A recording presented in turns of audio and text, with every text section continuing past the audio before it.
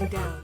Hello everyone, it is Christy, it is Sunday, welcome to Weekend Winters. I hope you are doing well wherever it is, whenever it is that you are. I'm sorry I'm running late. It's not important why. So let's just get to the show, and thank you for waiting. I appreciate it very, very much. Yeah, to see in the chat already someone saying 2020 is a decades-long year. I feel that. I feel that so much. Hold on, let me just move this a little bit around. And that one, okay, I'll just do the transition. You'll see, guys, that I'm going to need to adjust my camera a little bit. Hello there. Hello, hello, hello. How y'all doing? All right, that seems a bit better. My other one, it doesn't really matter. All right, so, I guess first thing is announcement that I had to end up changing, what's the word I'm looking for, my scheduled video for later on today, where I was going to be doing stuff on the social construction of reality. And the reason for that is that I didn't do my homework, but I didn't do my homework for a very good reason. I didn't do my homework because I was doing my actual real job. I spent Saturday writing a piece, writing a chapter, or finishing off a chapter, I should say, that I needed to get to my editor. And my editor in this case, I don't think it's a secret. I don't think there's any sort of sensitive reason, no sensitive information here. Steve Shives. And so I wanted to get him something to work with earlier rather than later. And since it was due on Monday and I didn't want to be working on it until Monday, because that is, writing to a deadline is just really too stressful. I can't be dealing with that stuff right now. I just kind of spent a few hours on Saturday, 3 hours, I guess it was 3 or 4 hours. And when I was done with that, I'm like, my brain is so tired from writing. So I've moved it to Tuesday. And as a consequence, I'll do the show Tuesday instead. So for those of you who are interested in the social construction of reality, as laid out by Berger and Luckman, you can show up on Tuesday. Whether or not you've read the book, you can watch the videos. So what else have I got to say? Another reason I was delayed was I was going to go on air, and I just had this on, which is like a really skimpy little top and a sports bra, because it is hot in the Germany place where I live right now. And then I decided it was too much skin. It was like the whole hour of me armless and with this, I just like. So I also went and got something else to wear, throw on over it, which I also really love, this like little kimono-y thing. So it makes me, I think it very much suits my hairstyle. I think it's very 1920s in that way. How hot is it in Cologne right now? It's definitely not 20 degrees. I know that's a lie. That's a complete lie. So it's supposed to be a maximum of 25 today, which would be 80. But I have a feeling it's actually warmer than that already. Oh, it's 23 apparently. Feels warmer. Feels much warmer. Anyway, you guys don't care about the weather or anything else. I hope you're all doing well. Good evening to everyone except for Donald, whose family emigrated from Germany. Agreed. Yeah, think of the Trump family circa 1930. Alright, I kind of struggled for what to talk about in this week's show. In the end, I decided to talk about the election because you guys know I love politics and you love politics, and then we sit here, we talk about politics. The issue is, like, what do you say at this point? Like, how... So I want to talk... my goal is to talk about a couple issues. And then maybe if we have time, there's something I've been thinking about a lot. So let's see what you guys think. First thing is, I want to talk about why this election might be over by September. The voting won't have taken place, but the election might already be over, which is why I changed the headline of the video to "It's Getting Late Early," which someone on MSNBC mentioned. I wish I remembered who. They were quoting Yogi Berra, who said about a baseball game, it's getting late early. And for those not familiar with, like, baseball or how that would be applied or the meaning of that, when you have only so many innings, I guess you probably have this for any sport, but the closer it gets to the end of the game, when it starts to get late in the game, you have few opportunities to come back to overtake or catch up or overtake your opponent. And so, by the 7th inning, 8th inning, it's getting kind of late in the game. You don't have that many at bats left, and I'll get to you, Mike Ruffin, also.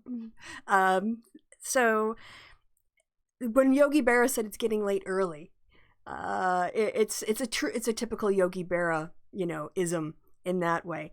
But what he meant is, you're getting such a big lead so early in the game that it doesn't matter how many, it's getting late early. You might be in the 3rd inning, and if you're up by 15 runs, it's going to be really hard. Considering if you just keep your lead, it's going to be hard just for your opponent to catch up with you, let alone pass you. And I feel that that's a good way of describing 2020. I'm going to talk a little bit. I'm going to make notes so I don't forget. Maybe we won't get to everything. So we'll talk a little bit about why it's getting late early in 2020, the dynamics of it. Now, that doesn't mean the election's a shoo-in, because obviously we can't actually trust the election system in the pandemic, but getting late early. There was another thing I wanted to talk about. Now I'm forgetting. I can't remember. And then the other one was white progressivism, which is a concept I think we don't criticize enough. I think white progressivism is criticized through the label of class reductionist. But I think it's just as with white feminism, it's important to label white progressivism for the reasons I'll go into. All right, so it's getting late early.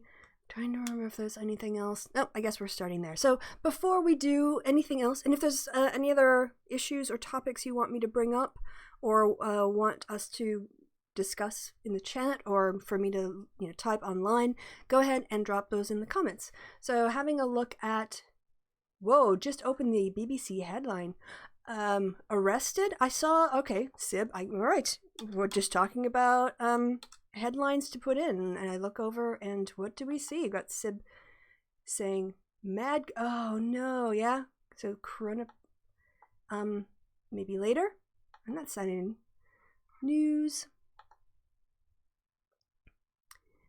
I don't see it. You'll have to yeah, you've got Sib Wolf, you've got a yada yada, you've got a wrench. So if you want to drop the link to that, I don't see it in the politics or the home section. Let me go to UK. Oh yeah, there it is. Whoa, 4 separate incidents over 6 months. Who is it? Let's see. A Conservative MP has been released on bail. Who is it? Allegations against the former minister. 4 separate incidents. The complaint alleges the MP. I'm sorry. Why is there not a name? Why is there not? Thank you, Sib Wolf. I'm sorry. I just clicked around the website. I didn't mean to waste your time. Sorry about that. I don't understand why they wouldn't. Arrests are public record, right? If you're arrested, it's because there's sufficient grounds to make an arrest. So why would they cover up the person's name? You see people all the time who have their names in the newspaper. So they won't say right now. Can people who know better about British law and journalistic practices tell me if this is parliamentary privilege? Hopefully not. If this is common practice, I see people's name being named when they're arrested all the time. So, yeah, I guess we'll have to wait for this, but I mean, what kind of BS? So first, I guess I'm just outraged that a public arrest would be made and that they would not name the person when there's sufficient grounds to make an arrest. And then, yeah, who is this person and what did they do and what are the allegations? So I understand that, for instance, you do, like people in the UK, you guys don't do the perp walk, right? The perp walk is very much part of the American media police system, where you get somebody who's been accused of a crime, you arrest them, and then you take them, maybe from the van to the courthouse in their jumper, in their prison colors, whatever, like orange or blue or white or whatever, handcuffed, and you let the media get their picture with their face, right? You just sort of parade them as you were, and that's called the perp walk. In the UK, I know that when people are taken to prison or those sorts of situations, they'll often cover their face. So it was Florida, man. Yeah, so we'll have to see. I don't know what the journalistic standards are on reporting publicly the names of people accused of crimes, and I don't have an interest in having you guys watch me do it now. So I guess Kevin and I will probably cover this tomorrow night at some point. Yeah, keep an eye on this. Yikesies. Most American, yeah, definitely most American to shame people. After trail, it's the perp walk? I don't know. I'm sure I don't know what that means. Might be an injunction issued to prevent naming them. Yeah, there might be a sort of presumption of innocence issue going on there. But yeah, I will look into it for the happy hour, which will be on Kevin's channel, I should say, switching gears entirely. Be on Kevin's channel tomorrow night. And if I might, I know it's a kind of an awkward transition to go from that topic, which I was not prepared to discuss. And thank you, Sibwolf, by the way, for alerting us to that breaking news. Over to something completely frivolous. Kevin and I yesterday watched White Chicks. Wow, that was awful. That was so it took me a little while to get into the spirit of watching a bad movie, because Kevin Stewart was laughing much sooner than I was at that movie. But he wasn't laughing with it at the jokes, he was laughing at how bad it was. And I was so busy taking notes, being such the diligent little student that I am. But eventually I kind of broke down and stopped focusing on making sure all my notes were perfect, and because I was missing things by writing down stuff, and just really taking in the enormity of what a travesty of the cinematic arts that movie really is. So we're going to be doing a review of that on the channel, and then probably we'll go to more serious topics, including, I'm just going to bump up my sound a little bit right to there. Is there a vid of this? Is there a vid of what, Mycroft? You have to be more specific. This was, yeah, I guess, there's probably an interesting conversation to be had about balancing. So just replying, getting back to the issue of the conviction the arrest that we just talked about. On the one hand, there's a public interest. It's a public event, right? The police work for the public, and they go and they make arrests. If you ever read the police reports, they have that kind of information of so-and-so was, fined for urinating in public or whatever else. That is all public information, at least in the States. On the other hand, if there's going to be a jury trial, there's the issue of tainting the jury pool by putting information out. But you can't, I don't think it's obviously, I think, wrong to selectively hide people's names. I guess it came up because there was a move to protect the names of victims of sexual assault. And then because of that, there was sort of a men's right pushback to say, well, if victims don't have to be named in the media or are protected from being labeled as victims of sexual assault in the media, then the person accused should also have some sort of level of privacy. So, is there a vid of watching okay. So this is all over the place, from serious to completely frivolous. So sorry that we're just like whipping back and forth, whip my hair back and forth between topics. We watched Netflix on. We watched White Girls on Amazon Prime. That's where I got it, or that's where Kevin had it. I have it on my German one, but it doesn't have the full, it was hard to, anyway, we watched it on Prime. That's where you can find it. So, okay, what else have I got going on? I think that was it. That was already a complete distraction, but that's my show. That's very much like the happy hour. And also thank you to people in the chat for making the contribution so it can be interactive. All right. Monday show, new time. 7 o'clock UK time, 8 o'clock my time. I think it's, it has a lot to do with the fact that Kevin just has a better computer. And we don't have to. I've got the attention of a squirrel today. We don't have to worry about fighting for bandwidth in his computer processing. It's so much better now that his computer can actually process like the internet stream and run a program at the same time. It's so phenomenally good. And as a consequence, we don't have to start when everybody in his neighborhood goes to bed just to have enough bandwidth to have an uninterrupted show. And yeah, so new time, and we have a new, we're going to be doing this new thing. We'll see how it goes. See if you guys like it. If people enjoy the bad movie reviews, then maybe we'll do more in future. So make sure you stop by Kevin's channel. Yes, Kevin's channel. I've been doing like the Friday night shift. He's been doing the Monday shift. And laugh at White Chicks with us, because you don't laugh along with it, because it's so bad. Although, as I'll say, Terry Crews, definitely MVP of that film. Terry Crews really putting in a stellar performance in terms of really trying to sell it and carry that movie all the way across the finish line. All right, change gears again. Let's talk about why it might be getting late early when it comes to Trump's election. Let me talk to you about the conventional wisdom, how American elections usually go.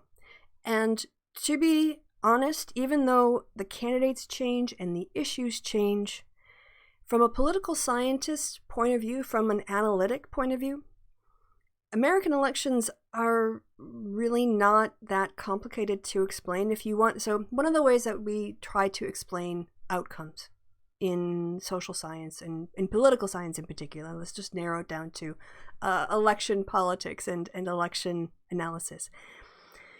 We have, like, let's say an outcome, like, Trump was elected or Obama was elected, and we operationalize a lot of different variables.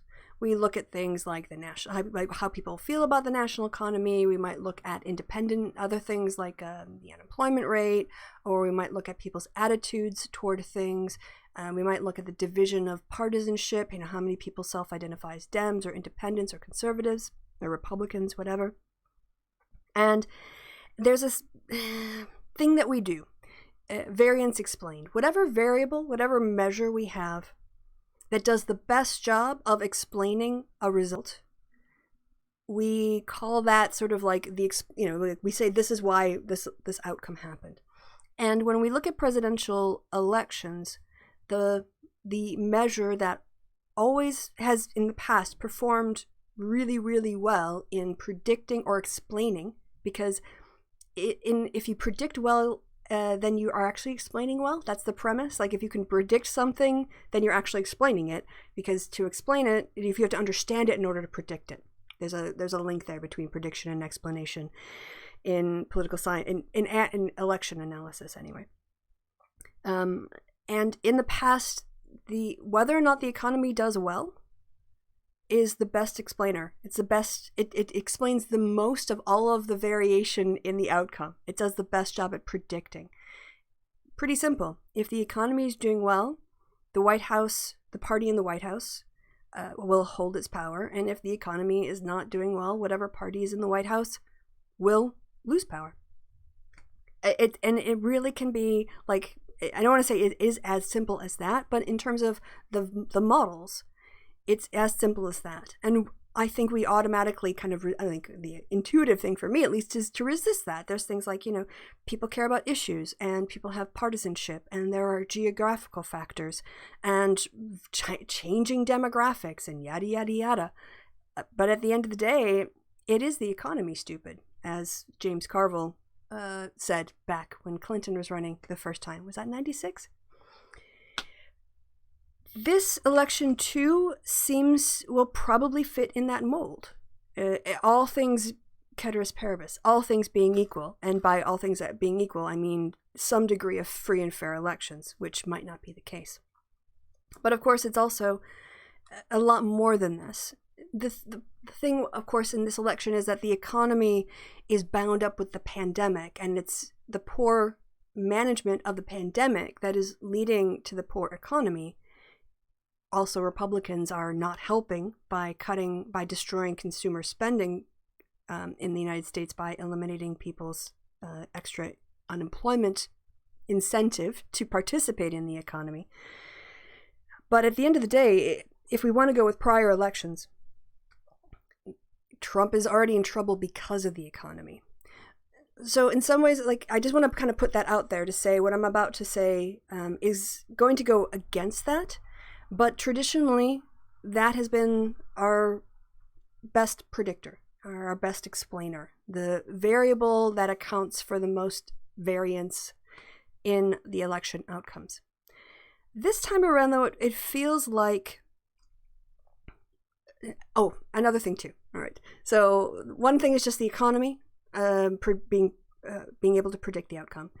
The other thing is, in a more traditional election year, political scientists would assume that your average American voter would really not start then the average not hyper-partisan, into politics, paying attention type of voter clues into the presidential race right around Labor Day, after the conventions.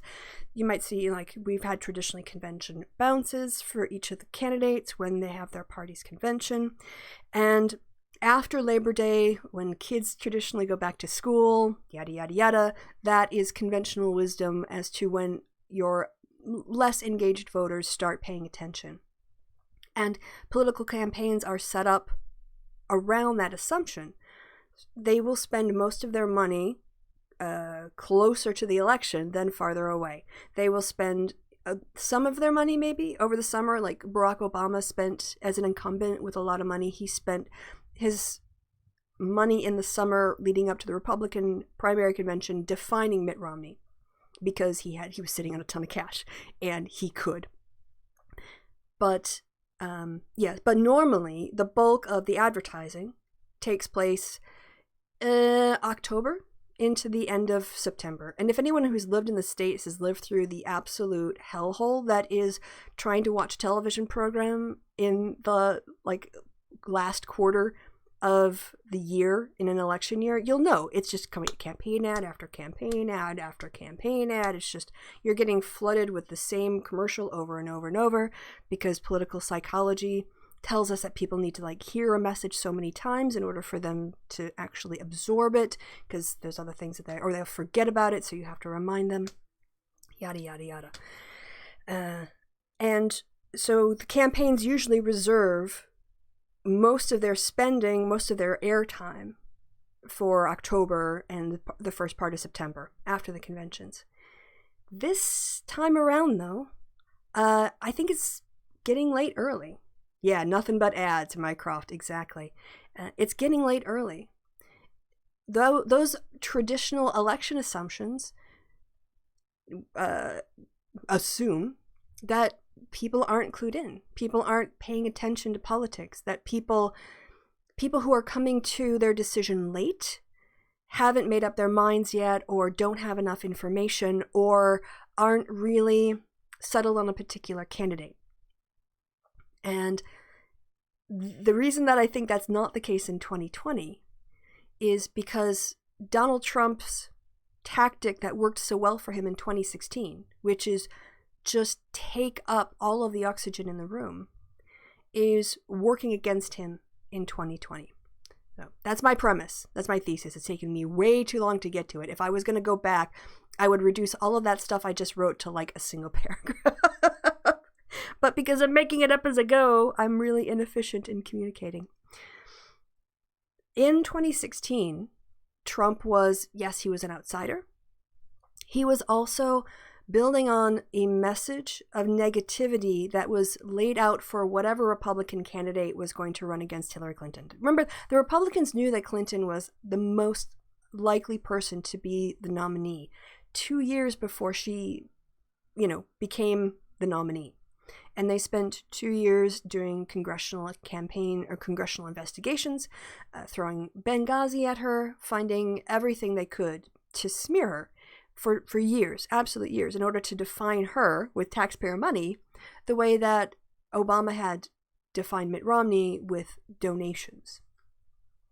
When Trump entered the race, he has this ability to just constantly be the story. He says outrageous things. And because his base doesn't punish him, and because, in all honesty, the people that he was going after, white people that were voting for him, and other people of color who apparently, for whatever reason, felt like they wanted to buy into a white supremacist agenda, they weren't the ones being targeted. So it didn't really matter to them. It's depressing how many times people say, or how many times you'd see a Trump voter in 2016 talk about not liking Hillary Clinton and, saying that he's not, basically defaulting to the white guy. He had this veneer, or he had this facade that had been constructed that he was a good businessman, which we now know he wasn't. And he was unafraid of negative publicity. For Trump, if people aren't talking about him, that's the problem. It doesn't matter what people are saying. He just wants to be talked about. He wants everyone to focus on him. And in 2016, Clinton had already been branded, sort of she'd been given a brand by the GOP, which he just picked up and ran with. And so it didn't matter, Teflon Don, as they say, although it's going to be different in 2020. He would just say outrageous things about McCain, about the Khan family, about minorities, whatever, right? As long as he was top of the news, if he was in the news, then he was getting his message out there that Clinton was Hillary, crooked Hillary. That phrase might end up on the evening news. And when people were choosing between, two leaders, that strategy worked out. It worked out well enough for him to squeak by. I mean, he did lose the popular vote. Let's not pretend like Donald Trump is a master campaigner, that somehow he was able to organize people outside of the traditional base to support him. He basically had enough, there was enough dissatisfaction with Clinton that many Republicans who otherwise might have voted for him who didn't want to vote for him, couldn't bring themselves to vote for Hillary. For him, that's a win, right? Because a vote that doesn't show up is a vote that was going to go against him. A vote that was going to go against him, but doesn't show up to the polls, that's a win for him. People who disengaged from actively voting against him helped him win. They let their complacency get the best of them. They might have looked at the polls, which, there was a 1 in 10 chance that Clinton was going to lose the race. And people go, oh, the polls got it wrong because they said it was a 90% probability that Clinton was going to win the election. And we already talked about how the polls were actually right on the voter turnout. The polls predicting the national turnout were only off by 1% on average. But the ones that are probability based, saying there's a 90% chance. I'm so warm. It's so warm. I'm going to have to skin.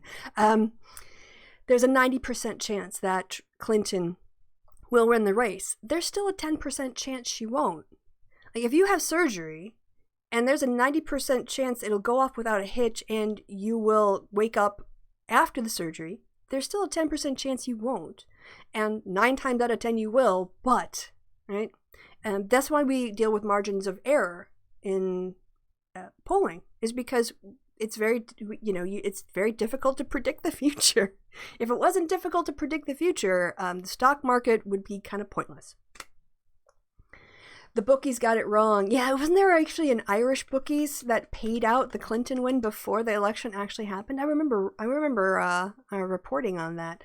I don't know if they actually followed through, but so not understanding probability, not understanding statistics. I was also shocked because I tended to think, 90% chance is pretty good.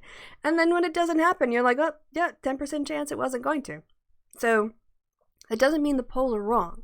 It just means you can't treat a prediction like a fact.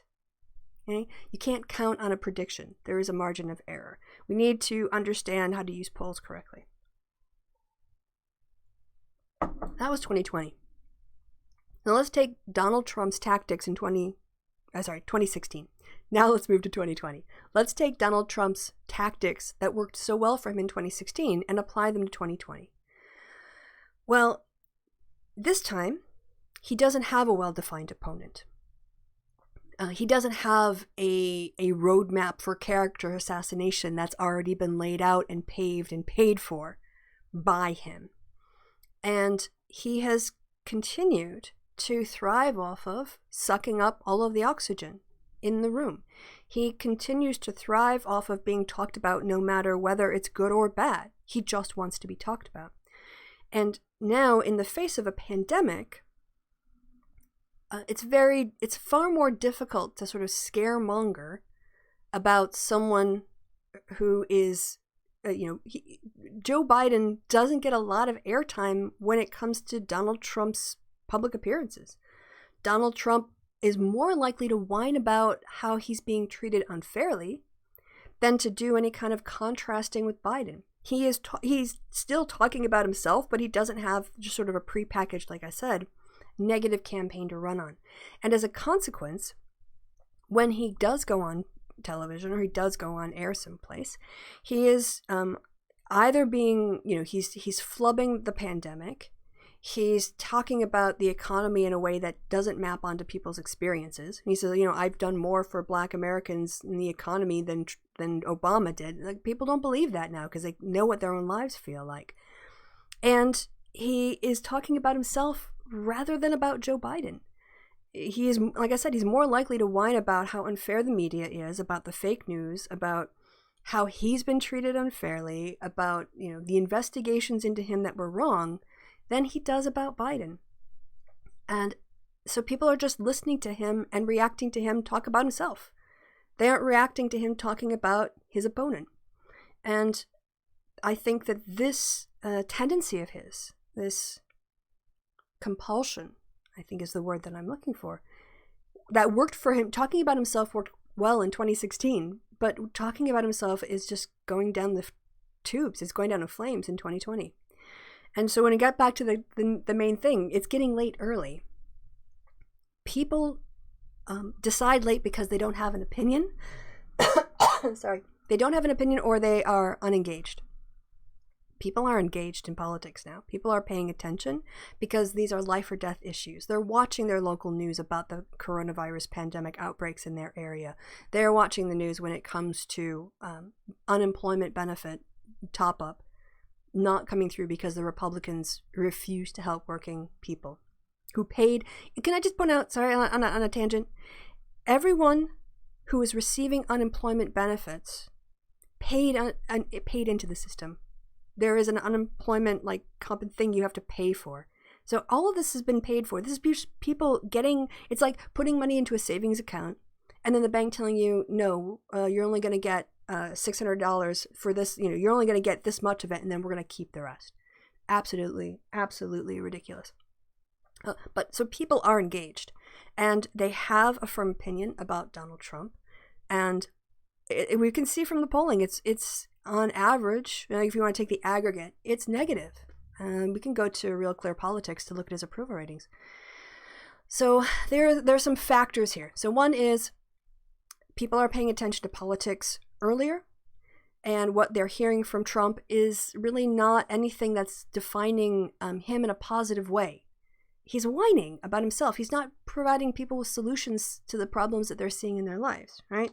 And because he wants to talk about himself so much, he's not really doing anything to define Joe Biden. He's not spending the time other than insulting Joe Biden and making ridiculous accusations about how he's going to be, I don't know, putting Antifa people or whatever into, no one, unless you're a Trump, top battleground states. Okay, yeah, here we go. Can we get there? Election 2020. Yep, I feel the sneeze coming on. So if I turn, poof, that'll be why. All right, here we are with the, wow. Okay, now this chart looks a little bit deceptive because of the way that it's set up here. This looks much a wider gap than it really is because the map only goes to 50. So this is a good thing to notice. It only goes from 43 to 50. So the gap looks really, really huge. It's not if we put it into 0 to 100. It'd be a much smaller gap. So And I'm trying to remember, I don't really know Trump's, I don't know if they had like positive or negatives from 2016, favorable, unfavorables. I guess we could look it up because it's a little bit difficult. So Trump 2016, favorable, unfavorable. Oh, if I can spell. I know Clinton had, yep, here we go. Trump favorability ratings.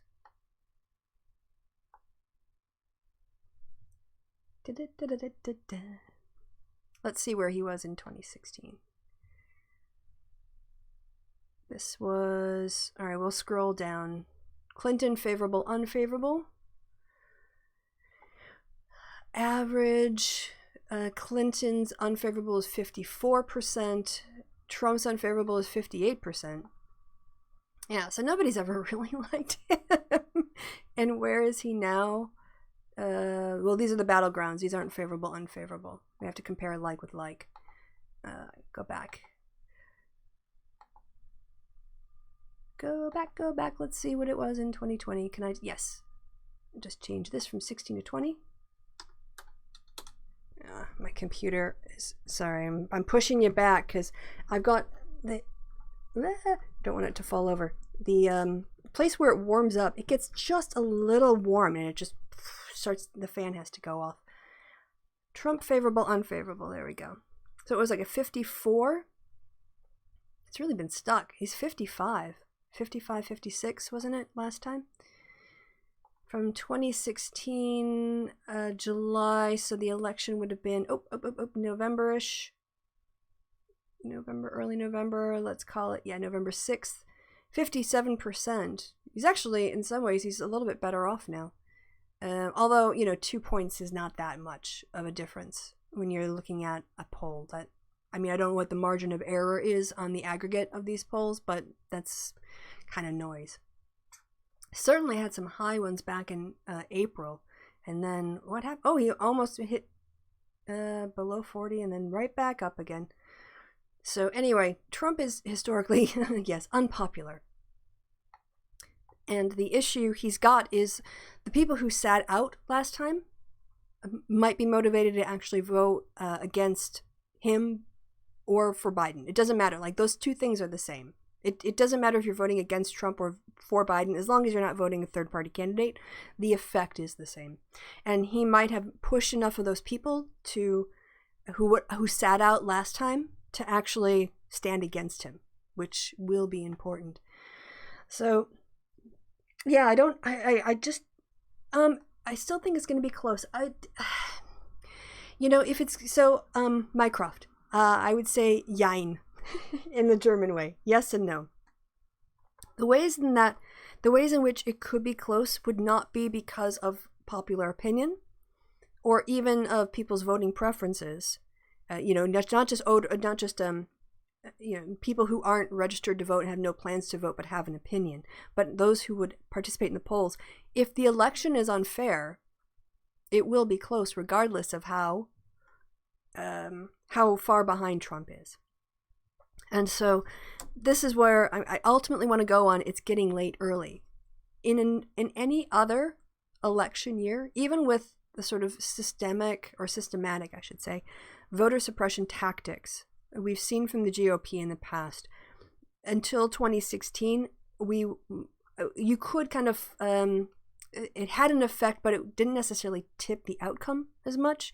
I mean, I don't even know if I can say that. I mean, quite often the popular vote, I think through it 3 times or something, the popular vote has not gone to the ultimate victor. And in each of those cases, it was a Republican who walked away with the election, not the Democrat. However, in 2018, which of course wasn't a pandemic year, 2018, we were able to overcome the obstacle of voter suppression in order to flood, just the blue tide came in and had enough people. I think as well, there are quite a lot of motivated people in 2020. The question is how we're going to vote.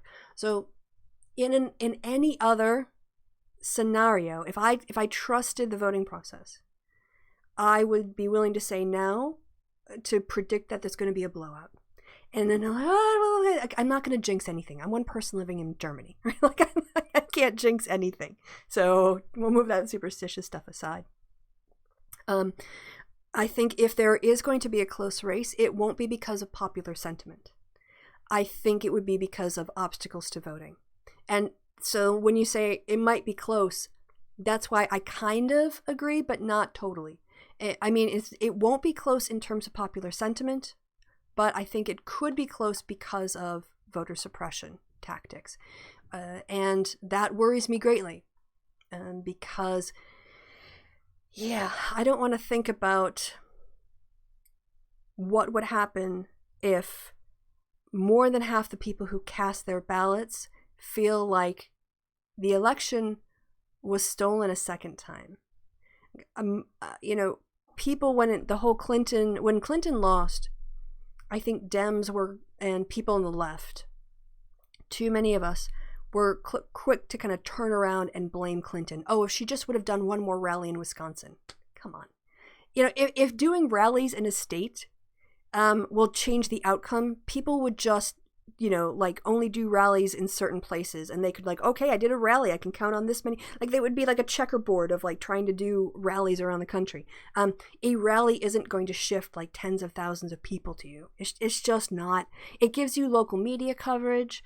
It might give your supporters a boost, and because of that media coverage and the boost to supporters, you might get more activism, which then knocks onto, right? But just doing a rally, if doing a rally got you an election, Bernie Sanders would be the Democratic nominee, because he had huge rallies. So no, Clinton doing a rally in Wisconsin would not have changed the outcome of the election, because Republican voter suppression that resulted in, 100,000 votes potentially not being cast was way more important than a single rally.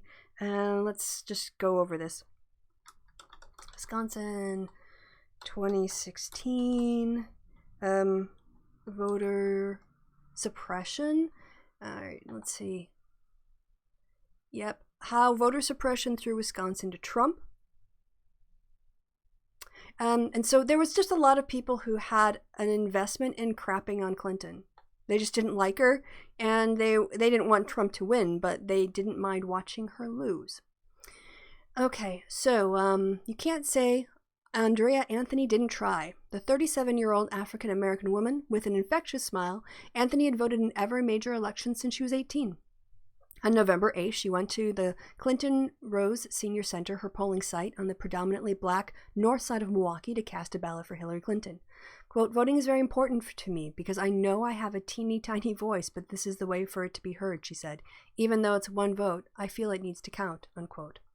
She lost her driver's license a few days earlier, but she came prepared with an expired state ID and proof of residency. A poll worker confirmed she was registered to vote at her current address, but this was Wisconsin's first major election that required voters, even those who were already registered, to present a current driver's license, passport, or state or military ID to cast a ballot. Anthony couldn't, and so she wasn't able to vote. The poll worker gave her a provisional ballot instead. It would be counted only if she went to the Department of Motor Vehicles to get a new ID, and then to the city clerk's office to confirm her vote, all within 72 hours of the election. But Anthony couldn't take time off from her job as an administrative assistant at a housing management company.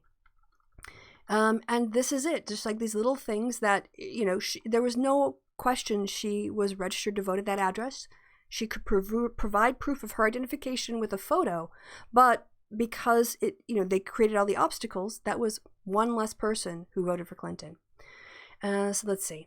More than half the state's decline in turnout occurred in Milwaukee, which is what white supremacists GOP want, which Clinton carried by a 77-18 margin, but where almost 41,000 fewer people voted in 2016 than in 2012. And Clinton lost Wisconsin by 22,000 votes. So this concerns me more than popular attitudes. It doesn't matter if you have a bunch of people who support you if their votes don't count. So if it's going to be close, it's not going to be because Trump's done a good job of convincing people to vote for him. it's going to be close because the people who don't want to vote for him will be stopped from doing so. And if that happens again, yeah, I shudder to think. So let's look a little bit at this article, and then it feels like it's beginning to be about an hour. Am I right? Dang, my internal clock, tick-tock, does a good job of keeping me on track. We'll take a little bit of a break, and then I'm going to come back and give you some of my thoughts on why I think we need to talk about white progressivism with the same sort of level of critique as we do white feminism, because I think they come from the same place, and I think class reductionist isn't sufficient to really capture the problems of white progressivism. Okay. Yeah, Trump's campaign in crisis as aides attempt August reset before time runs out. And I'll just give you my little assessment. The problem with this strategy is that Trump will get in the way of the Trump campaign trying to define Joe Biden, because Trump only wants to talk about himself. Trump doesn't want people talking about Joe Biden. Or if his campaign tries to get people talking about Joe Biden, Trump changes the conversation back to himself. And this is why he's shooting himself in the foot. Your entire family is voting for Biden, Mycroft. That's awesome. Also, can I just do my little hello chat, my little Brady Bunch waving to you guys.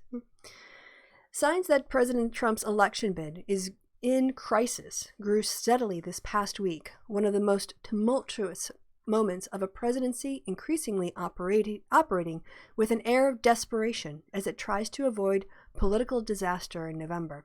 Campaign officials pulled television ads off the air amid a late-stage review of strategy and messaging. This is awful. Can I just say, guys, take a step back. If you are changing stuff basically the month before your convention, if you're having to retool your narrative because it's so ineffective, it is a sign that your campaign's in crisis. And in a normal campaign year, I would be predicting a Trump blowout. In a normal campaign year, I would be saying this is worse than when John McCain had to retool his campaign mid-primary. Now, he was able to do it because he brought in some good people, he got in some bad people, and then he made the mistake of picking Sarah Palin. There were other problems with the McCain campaign, but this is it's like a red light flashing, right? If you're pulling ads off the air and you're having to redo your message going into August, that means you've wasted all the money. You basically wasted all the money you spent up until this point. You're admitting that your campaign messaging is completely ineffective. So, also, Lonely Wolf, I see you in the chat. You might have missed it earlier, but I didn't do my homework for the book review because I spent Saturday morning working on writing a chapter instead. So I've pushed the Social Construction of Reality show till Tuesday. Apologies. I'm going to mention this in the Discord as well. But just FYI, I had to do real work. Or I chose to do real work because it was in my head and it was this close to being done. I was like, I'm going to finish this so I can get it off, get it reviewed. Okay. Campaign officials pulled television ads off the air amid a late-stage review of strategy and messaging. At the same time, Trump publicly mused about delaying the November election, airing widely debunked allegations about fraud.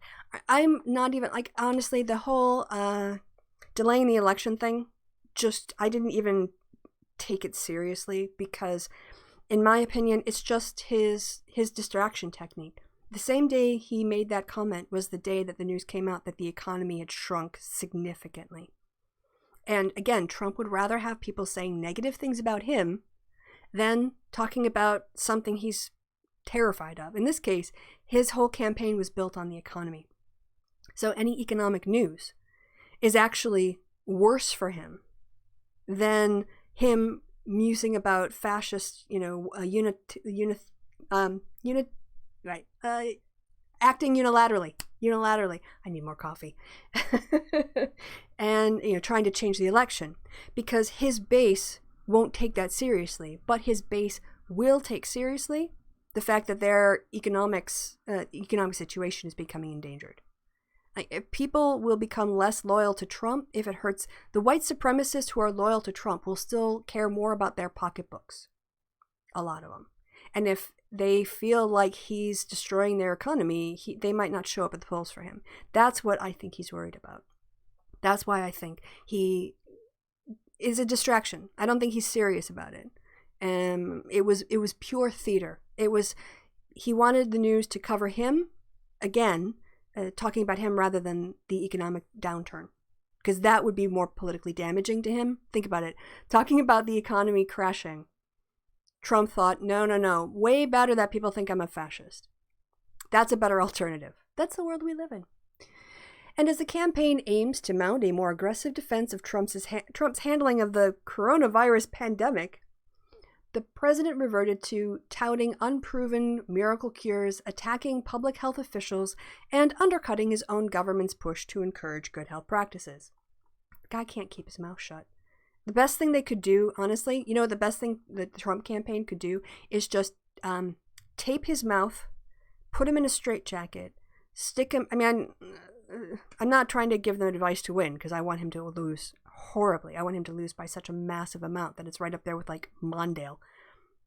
But if they put tape over his mouth, put him in a straitjacket, and stuck him in the basement of the White House for the next 4 months, that's the best thing they could do. In August, September, October, November. Yeah, 4 months. That's the best thing they could do for the campaign. Absolutely the best thing they could do is just shut their candidate up. Yeah, Lonely Wolf. Hey, teacher gave us a postponement. Yeah, so see you on Tuesday.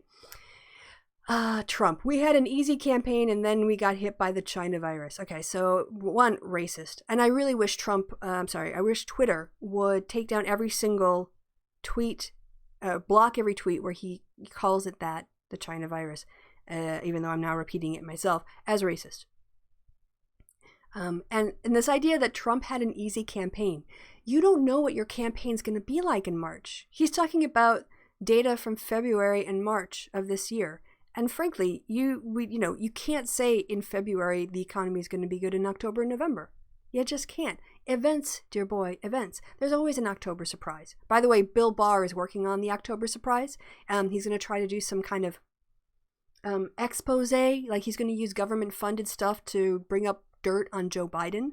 But I'm just wondering now, like a little aside here, if the coronavirus is still raging, which until there are mandated mask wearing across the states, and there is, the issue of school closings and openings is going to be continuing.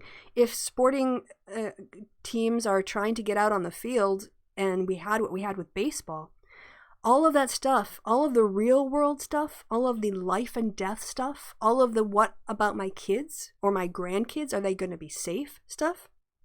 People aren't going to care about what Bill Barr has to say.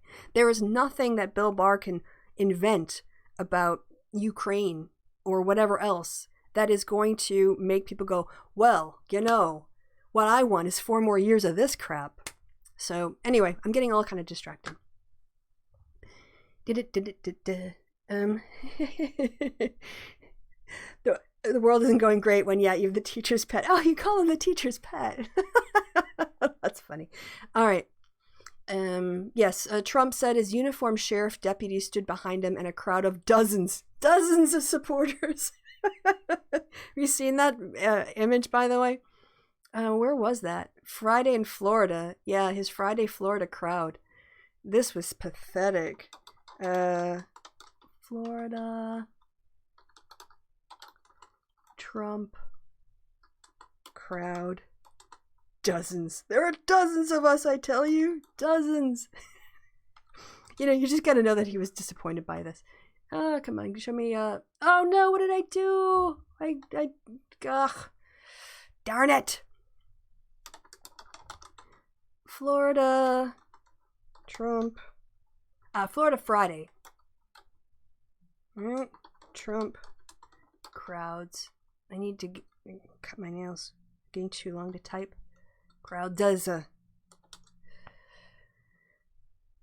yeah, Trump fails to. Oh, I don't want to give money to the Daily Mail. Yep, crowd. Okay, Indy 100. I don't know if they seem less bad. Trump mocked after holding another rally where barely anyone showed up. Show us the image. It is so sad. All right, Tampa Bay Times. Are you Tampa Bay Times going to block me because I am outside the country? I do get that sometimes. Some places will Continue to cite. Actually, you know what's... block. No, I don't want your crap. All right. Let's just look at... Here we go. I hear someone talking. Shut up. Okay. Oh, you guys already have it muted. It's all right. Allow the block pop up once. Went all the way down to Florida. And... oh, that's not even the best shot. There's a long distance one that's even better. That really shows... yeah! I'm going to have to bookmark this for the show. Add tweet to bookmarks. Check out this not an overflow crowd. I'll even like zoom this up for... look at this. They had all of these people, all of this fencing set up, expecting, dozens of rows deep. And they barely managed to fill like the first 4 rows. There are a few things that, there's little joy except for in Schadenfreude much of the time. Wow, look at that. And, diversity-wise, white. One person's wearing a mask, lots of people not wearing masks. None of the sheriffs, just so irresponsible to not wear masks. In Florida even. I know it's an outdoor event or everything, but still. Yeah, so he's not getting the energy off his crowds. All right. With the president unable to hold traditional rallies and his central economic message no longer relevant, campaign officials are scrambling to assemble a fresh case for his candidacy on the fly. And that's ultimately what this comes down to. Oh, I forgot. I covered up the chat. There you guys are. Why vote for Trump? Can you name a single policy that he has for his next term? I mean, it was like, let's face it, he had crap policies in 2016. The only one I can remember is build the wall. And generally being anti-immigrant. That's really all I can remember in terms of like, here's what I'm going to do. I guess he would talk too about like replacing Obamacare with stuff. In 2016, he promised people that they would have even better health care after they got rid of Obamacare without actually saying what it was. But if you wanted to, if anyone, person on the street or anyone in the chat were going to be, if anyone was going to be asked about what was Trump's big policy goals in 2016, you'd say build the wall. He doesn't even have that. I mean, his campaign of Make America Great Again was really a callback to the 1950s and segregation and patriarchy and the disadvantagement of all women. But, especially when we talk about women, a lot of times women really means white women. This is the whole critique of white feminism I want to get to in terms of later on when we talk about white progressivism. And so, yeah, he wanted to go back to a racist worldview, that a world construction or social construction that appealed to some people. This time, I don't even know what his campaign slogan is. He changed it, didn't he? I can't think. I mean, other people still walk around in their MAGA hats, but that's not the 2020 campaign slogan. I don't know what the 2020 campaign slogan is. I can't think of a single policy. The only thing I associate with Trump is his grievances, his failures and his grievances. So how do you make that into a campaign strategy? I mean, just imagine you are working for the Trump campaign and you have to figure out a strategy, a messaging strategy. So things about messages is that they should be short, right? They should be short. They should have some sort of emotion or sort of like value system tied to them. And they should kind of make people, like, inspire them in a certain direction or push them in a certain direction. Like, Make America Great Again is aspirational for white supremacists. I mean, I will not say it's a great slogan, but for the people at whom it was aimed, Make America Great Again taps into a nostalgia, a traditional sort of reactionary worldview of a golden time when things were so much better and so much easier and so much clearer, and we knew right from wrong, and the world wasn't quite as chaotic, quite as difficult, which of course is a lie, because for a lot of people in America, that time period was oppression. It was oppressive. It was state-sponsored oppression. It was the denial of justice. It was vigilantism against their communities. But Make America Great does have that for that population, the target population, and has that sentiment. You can't say Make America Great again in your second term. So, all right, what are our messages? Keep America great. Yeah, but it's kind of hard. The thing is, keep America great. I mean, thank you very much, Tony, in the chat for making a contribution, because this is difficult. I wouldn't want this. I mean, I would not be tasked with this job because I would never help fascists. But just thought experiment. America, it might be keep America great, but it's really hard to say America is great right now. It's really hard to say that during the worst economic levels of unemployment and economic contraction since the Great Depression, that America is great right now. So, you're not sold on Biden, you might not vote.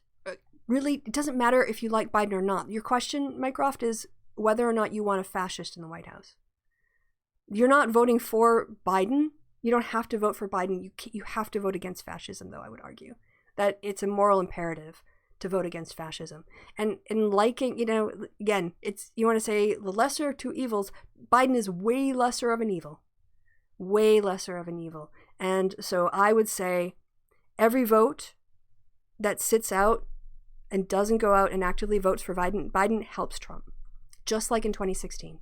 The people who weren't willing to go out and vote for Clinton because they didn't like her, that 80,000 across 3 states, 80,000 people being disaffected, gave Trump the White House. And I don't know if you want that weight on your shoulders, that you were one of the people who helped Trump get a second term. We need not only for Biden to win, we need Biden to win by double digits in every state, because Trump will challenge election results around the country if he thinks he can delay the transfer of power, if he thinks he can undermine the results. So if your state, like if you're in Arizona and it's a 2-point swing, because thousands of people like you just decided you didn't like Biden enough, you might end up with a fascist. So please vote for Biden. You don't actually have to like an anti-fascist candidate to support them. Just stop the fascism.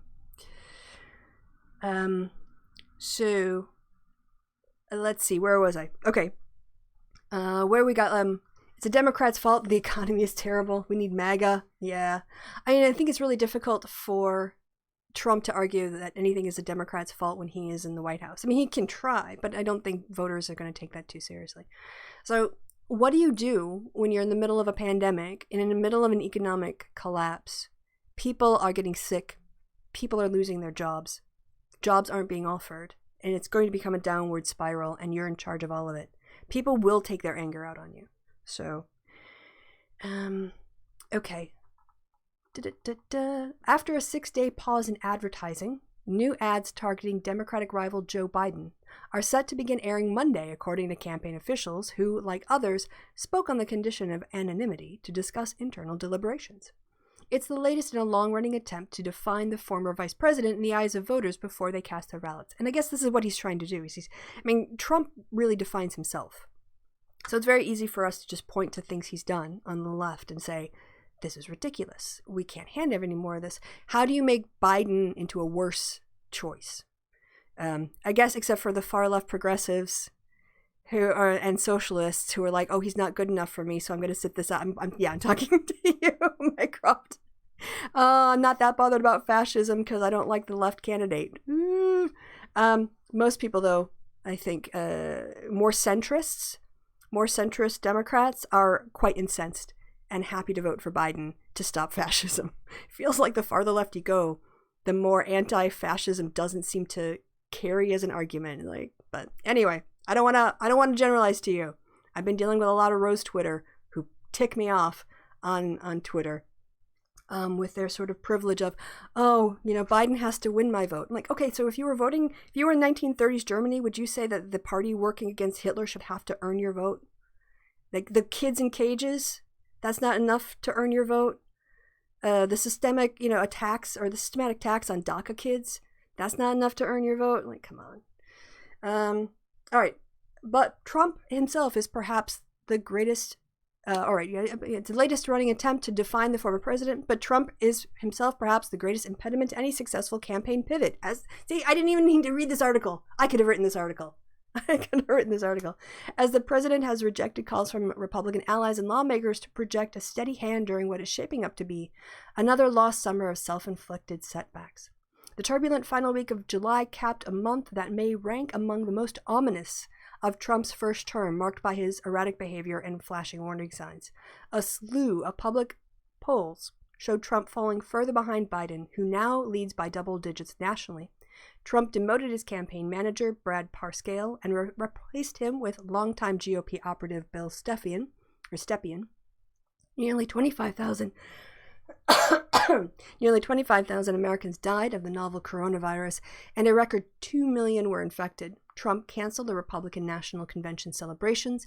The economic recovery from a record contraction slipped into reverse, and 30 million Americans lost their weekly $600 federal unemployment assistance after the White House and Congress GOP struggled to negotiate a stimulus package. Struggling on multiple fronts, Trump's campaign launched a major shakeup that included a broader review of strategy, spending, and messaging, while ads came off the air, officials said. Stepien, who officials say has impressed Trump with his command of data, is attempting to get a better sense of how the campaign has been focusing its energy and targeting its resources. Stepien told others that he wanted to understand how ad decisions were made and why certain ads were being run, officials said. Senior advisor and son-in-law Jared Kushner approved the pause in ads. Stepien is also reviewing personnel allocation to determine whether the structuring the campaign in a way Parscale did make sense. And campaign officials have denied there is any lingering tension over the demotion, yada, yada, yada. The Stepien-led review of spending and strategy comes as a legal complaint this past week, accused the campaign and an affiliated fundraising group of failing to properly report nearly $170 million in campaign spending through firms run by Parscale. The Trump campaign denies any wrongdoing. Campaign officials said that when the pause in ad spending ends Monday, new television ads will aim to brand Biden as a tool of liberal extremists. Sleepy Joe Biden, apparently, is also simultaneously an extremist. I don't think can you be a sleepy extremist? It seems to be a contradiction in terms. The negative ads will initially target swing states that have the earliest mail-in voting dates. That's actually a good strategy, because there are states that are going to start voting in about 6 weeks' time. Again, it's getting late early. People, because they're scared of getting exposed to COVID, will be motivated if they're highly engaged voters and they're paying attention. And we're seeing Democratic registration for absentee ballots go up pretty quick. Will want to get their votes in early because they're worried about voting in person. And also we're hearing all this news about how the U.S. Postal Service is delaying, it's got backlogs, and they're trying to slow walk the Postal Service. They're trying to slow walk all of the mail. So I know I myself, as soon as we have voting, Pennsylvania, North Carolina, Wisconsin are among states that begin mailing out absentee ballots to voters more than 45 days before November 3rd. I'm planning on getting my ballot request as soon as I can. And then when I go to the Postal Service, I'm going to pay for a tracking number. And I'm going to keep my receipt. And I'm going to make sure that my ballot gets all the way to the city clerk's office. I mean, beyond that, I can't I can't do anything. I have to trust that they'll do their job. But yeah, I don't trust doing it a week before anymore. I don't trust doing it 2 weeks before. As soon as my ballot becomes available, I'm going to download it, I'm going to fill it out, I'm going to sign it, send it off. And once you vote, you're done. You can't persuade somebody who's already voted. It's a waste of your time. So the more vote that comes in earlier, the fewer voters you have to compete with or compete for. And the later it goes, there's a chance that those voters who decide late, their votes might not even count. So it's a very weird election year. Voting for the lesser of two evils will give you time to build stronger left progressive movement. Yeah, I mean, who do you really want to deal with? Do you want to deal with Trump and the Senate Republicans and the House Dems? Or do you want to try to put pressure on the House Dems, the Senate Dems, and the Dem White House. You're gonna get heard by the Democrats holding this. You're gonna have your meetings are gonna happen. They're gonna take appointments to hear you, right? And also, I think the other thing too, that progressive people. I mean, I love y'all, but here's the thing: what works in California doesn't work in Kansas. So I know you want to push the progressive agenda farther to the left, but the idea that you can go and bully politicians and that somehow they're going to vote against their own constituents' interests. I'm not talking to you, Alexa. I'm not talking to you, Alexa. You can't just bully your way into policy success in your own party. The Democrats are a big tent. We're a coalition. And that means you're going to have to negotiate and compromise with people inside your party. You can't just force people in Kansas to accept stuff, or people in Iowa, things like that. You have to, unless you want to make the Democratic Party unelectable nationally, then you need to kind of aim a bit better. You can't go to immediately, honestly, when I hear M for A now, what I think of is ending private insurance companies. That wasn't the case before Bernie and this election cycle. Before this election cycle, I associated M for A with people having access to Medicare as a sign-up if they don't have other means of getting health care. But now M for A means ending private insurance companies. Is that what you want? If that's your goal, that's never going to play. So, I think there's the other thing too is, yes, push people to the left. And I think the progressive Dems are doing a good job, or have not done a good job. I don't think they've done a good job. I think they've achieved certain milestones of success in moving the conversation forward. But you can't do that at the expense of your own party. You need to bring people with you. And I think there's more of the bring people with you. Also, to accept that you can't take AOC and put her in Missouri and think that she's going to win in that constituency. So how do you win in purple states with your progressive agenda? And it's not just, people should agree with me. You're going to need to listen to people about their concerns and be willing to negotiate. Anyway. Okay. Let's see. Where was I? Oh, yes. Pennsylvania, North Carolina, and Wisconsin are among the states that begin mailing out absentee ballots more than 45 days before the election. Michigan, Georgia, and Texas are among states where ballots will also be hitting mailboxes in September. It's getting late early. The campaign, which held an all-staff meeting in its Arlington headquarters on Wednesday, one official described as a call to arms, is operating under a renewed sense of urgency as it becomes clearer that a large portion of the electorate will probably cast their ballot by early by mail as a result of the pandemic. That gives Trump even less time to turn things around. Yeah. Even if they started in Florida doing masking today, let's say they went to 100% in-shops mandate, on public transport mandate, for wearing masks whenever you leave your house, basically, and aren't outside. It's going to take a month for that to...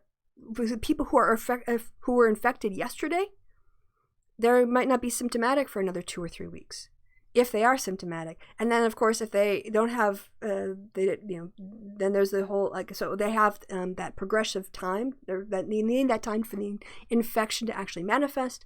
And then if they need to go to the hospital, they might spend weeks in the hospital. And if they spend weeks in the hospital and ultimately because of comorbidities, they're going to die, that's 6 weeks in the future. So if they got sick today on the 2nd of August, they might die in the middle of September. That's still gonna, the tail on this is so long for COVID. And so they can't turn things around quickly. They can't turn things around by the 1st of September because of the reality of the virus. Vote by ballot, that's communism. Thank you. Thank you, Tony. All right. But even as Stepien and his top campaign aides are trying to impress on the staff that time is limited, Trump has done little to show he plans to change tactics. He can't. He's just not able to. Trump is going to Trump. And this is why he's ultimately fatally flawed as candidate, I think. The one thing that will save him is cheating. That's my prediction, is the only thing that's going to save him in this election cycle is voter suppression and cheating. Trump's allies say they realize the pandemic will probably be the central issue for voters heading into the election and have urged him to show he's in command of the crisis, which he can't. The president has instead opted to double down on divisive messaging, reverting to form after briefly appearing to embrace a more serious tone. How many times is the media going to just fall on its face, claiming that Trump is changing his tone, and then literally 2 days later, he's right back to where he was? Like, Chuck Todd is such a gullible fool in that regard. In recent days, he's used his social media platform to promote a doctor. Yeah. Early in the briefing, I'm just going to try to go down to he's attacking vote by mail. And on a strictly political level, yeah, who cares what Trump says? We already know about his bloviating. Republicans are worried that the president's onslaught against mail-in voting could hamper their efforts to turn out the vote. Trump's attempt to draw a distinction between universal mail-in voting and individuals requesting absentee voting, while welcomed and encouraged by party officials, have not had the intended effect on Republican voters, and GOP party officials have struggled to convince voters to request mail-in ballots. He's shooting himself in the foot with his own rhetoric. It's his own voters are going to put off going to do mail-in voting or absentee voting. And then the later it gets, maybe there's going to be a hot spot in their area and they're not going to be able to do in-person voting. Or if they do, they're going to have to wait in line for hours and they're going to bail out at the last minute. So, yeah. He's denigrated mail-in voting to the point that Democrats are dominating requests for absentee ballots. Woo-hoo, hoo-hoo, hoo-hoo. Go Dems, go Dems, go Dems, go Dems, go Dems. Stop the fash. And also, just get better policies. You're going to get better policies with Democrats holding all three branches, and you're going to get Republicans. Like Trump's unsubtle attempts to appeal to suburban housewives and virus-wary senior citizens, his push to discredit mail-in voting underscores the sense of angst in his re-election bid as Biden settles into a comfortable lead. One top Biden campaign official acknowledged that the Democratic strategy is often to stay out of the news, while Trump's behavior is particularly inflammatory. Biden's team didn't respond until Thursday evening to the president's early morning missive suggesting the election should be delayed. Quote, "It's absolutely a strategic decision," said a Biden official who spoke on the condition of anonymity to discuss internal campaign tactics. Quote, "We don't let him pull us off our message, and we don't play his game." Unquote. But some Biden campaign allies believe the former vice president's operation is being too selective. The guy's up double digits. Honestly, Ed Rendell, blah, blah, blah, blah, blah. Here's the thing. If Trump says something ridiculous, Biden is to the point now where the media will come and seek him out or will report on his tweets, which he can craft, his campaign staff can craft the wording perfectly. And instead of fighting, this is it. If you consider Trump like a force unto himself, if he's like a river that's raging, the Clinton campaign tried to go against that. Her campaign was trying to do counter messaging. Her campaign was trying to, fight with him on, trying to be on an even battlefield or a front or whatever. And she just, media-wise, he blew her out of the water because he's willing to be outrageous. He's willing to have people say negative things about him. He was willing to be racist and sexist and just own it and just not. I think he ultimately had to apologize for his comments about Barack Obama not being born in America. But other than that, maybe he had to make some excuses about his locker room talk when it came to the grab him by the you-know-what. But other than that, he didn't really show any remorse, any attempts to broaden his message. Trump was being Trump. And fighting that is a losing battle. You can never go be more gross. What's the word I'm looking for? You can never get farther down into the mud than Trump is willing. So instead of trying to fight it, Biden is just presenting himself as letting Trump be Trump and then saying, but here I am, and I'm not like that, and here's my position. The media will go to him now as the presumptive nominee and after the convention as the nominee to get his reaction. And all Biden has to do is sound sane. all Biden has to do is kind of find that sweet spot for, like, you know, suburban voters, and also activate black voters, and, you know, like, and things that independent voters will find acceptable. He just has to kind of like coordinate his rhetoric to appeal to the widest audience and seem reasonable and sane.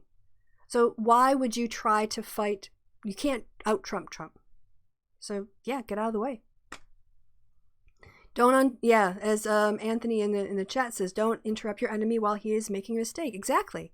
Why would you take attention away from Trump saying something that even his own party members walk away from, like the changing the election? Let Trump say that, and then show Mitch McConnell saying that's ridiculous, and other members of the Senate and the Federalist Society saying he should be impeached for that. Why would Biden want to like get himself into that? And he can just let that red on red, you know, rhetoric violence go on. I'm interested to see what the new messaging will be. Let's see. He's going to go into a more aggressive attack mode. I think people are mostly numb to this at this point. We're doing a new campaign ad on Sleepy Joe Biden, who's also an extremist. Doesn't make sense. Stepien has told allies he wants to attack going forward to focus on the liberal figures trying to influence Biden. Sanders, the independent senator from Vermont. Is Sanders back to being an independent? Is he not a Democrat already? Like, did he already leave the Democratic Party? He hasn't even been to the convention yet. Is he quit? Is that right? Bernie Sanders couldn't even stay in the Democratic Party while his delegates are going to be voting? Maybe that's wrong. Self-described Democratic Socialist is featured heavily in Trump's messaging against Biden.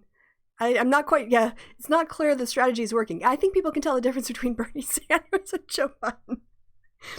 I mean, seriously, if they have to you can tell actually how much Trump wanted to run against Sanders.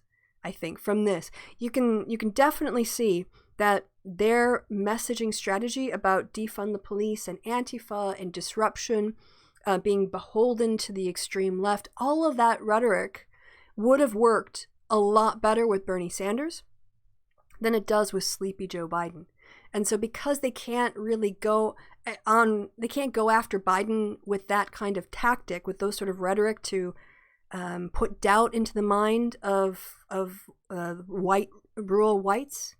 And I mean, independent voters tend to skew, independent voters, self-identified independents, are often just white guys who actually vote Republican all the time, but like to think they're more politically independent than they are. They just happen to always choose the Republican. And white women too. And I don't want to leave out white women, like they're not problematic. But you know, it would be easier to scare people with Bernie Sanders and some of his past statements and his past policies and his past positions than it is on Joe Biden. I mean, if anything, the left accuses Biden of being too far to the right. So it's kind of hard. So instead of going after Biden, he's just going to like stick Bernie Sanders in there, pretend Bernie Sanders is the candidate. But it's not clear that the strategy is working. Several campaign aides and allies admitted that they have struggled to negatively define the former vice president in the eyes of voters. A long-standing goal for summer is quickly slipping out of reach, as Biden has largely remained in his Delaware home due to the pandemic. Many of Trump's attack on his mental acuity, liberal policies, and approach to public safety have not broken through. One thing we have found in our focus groups is that people just don't know anything about Joe Biden. I don't believe this. Kelly Sandler, communications director for America First, the official pro-Trump super PAC. I don't think that people don't know anything about Joe Biden. Well, let's see what she says. America First, which is running ads, paints Biden as weak on crime. Wait, he's weak on crime and he voted for the crime bill. So wait a minute. Is he really too tough on crime that incarcerated people, or is he weak on crime? This is the problem they have with Biden. It's really the problem they have with Biden is, they want to say that he's extreme, but he's also sleepy. And he's weak on crime, but he's also, he voted for the crime bill, which was too harsh. And he's beholden to the left, the extreme left, but the extreme left criticizes him all the time for being too centrist. They kind of, it's hard to get something that really sticks on him because the messages that they criticize him about really don't reflect what people know about him. And I don't know that, I think when people say they don't know much about Biden, I would say that that's probably spin. My instinct so as you guys might have remembered, I watched a lot of these videos of voters against Trump on YouTube, and there's more. Oh my gosh, people are just flooding in. And of course, it's self-selective. This is total selection bias, right? But if you wanted a perfect focus group of what people who might have either voted for Trump and shifted over to Biden, or sat out the election, but this time are motivated to get out and vote for Biden, this is a really great channel to get their perspectives. And what was interesting to me about all of these videos, now, of course, the way the videos are framed is they're kind of explaining why they're not going to vote for Trump, right? But very, very, very little of what people talk about in these videos is why they're voting for Biden, right?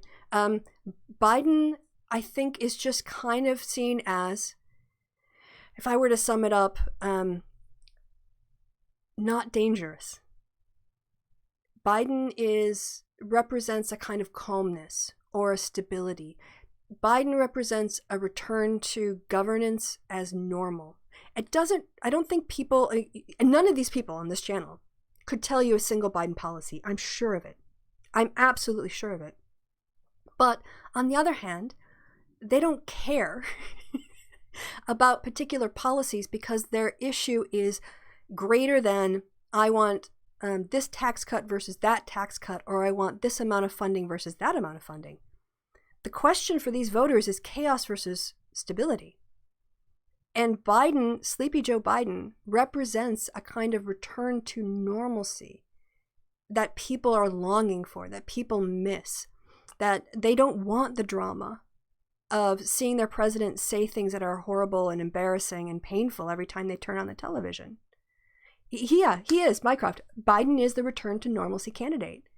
And when you're living through a pandemic, when you don't know what's going to happen with your employment, when you don't know what's going to happen with COVID, when you don't know if the schools are going to be open next year, when you don't know if you're ever going to, be able to have a normal life again, or when you're going to be having a normal life again, normalcy is a comfort.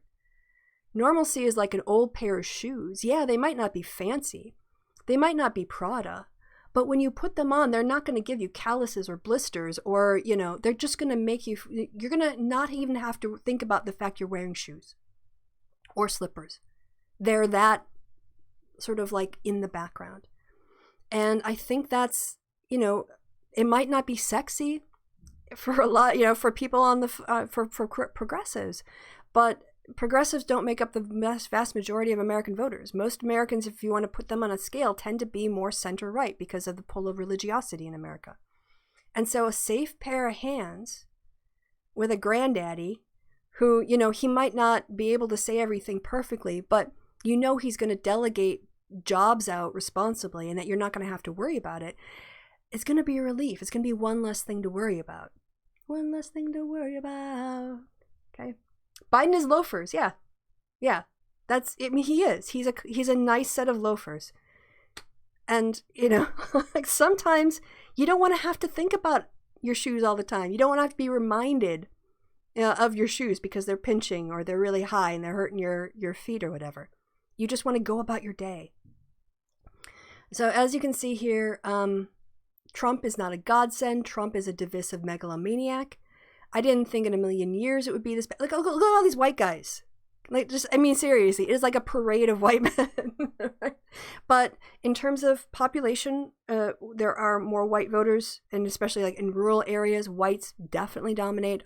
Suburban, there's some interesting data on suburban diversity that Kevin and I might cover in the happy hour. But basically, there's quite a lot of diversity in the suburbs, more so than you would think, based on Trump's suburban housewife assumptions. So we got white guy. I hoped he would be like Arnold Schwarzenegger from looks like a black voter or a person of color, some sort of mixed race background. Trump's so they're doing all these sort of like pull quotes, right? None of them, like Trump voter apologizes, will vote for Biden. Holding the Republican values matters to me. I've seen a man that is crazy. We need to reclaim our party. I renounced my party membership. Shame on the Republican Party. The way he treats people, Jesus would not approve. America is about loving each other. What we need is a leader. The party left me. He has no empathy. I don't like Trump. The Republican Party left me. I'm concerned for my country. Does any of this look like I love Joe Biden? Does any of this look like I'm excited to vote for Joe Biden?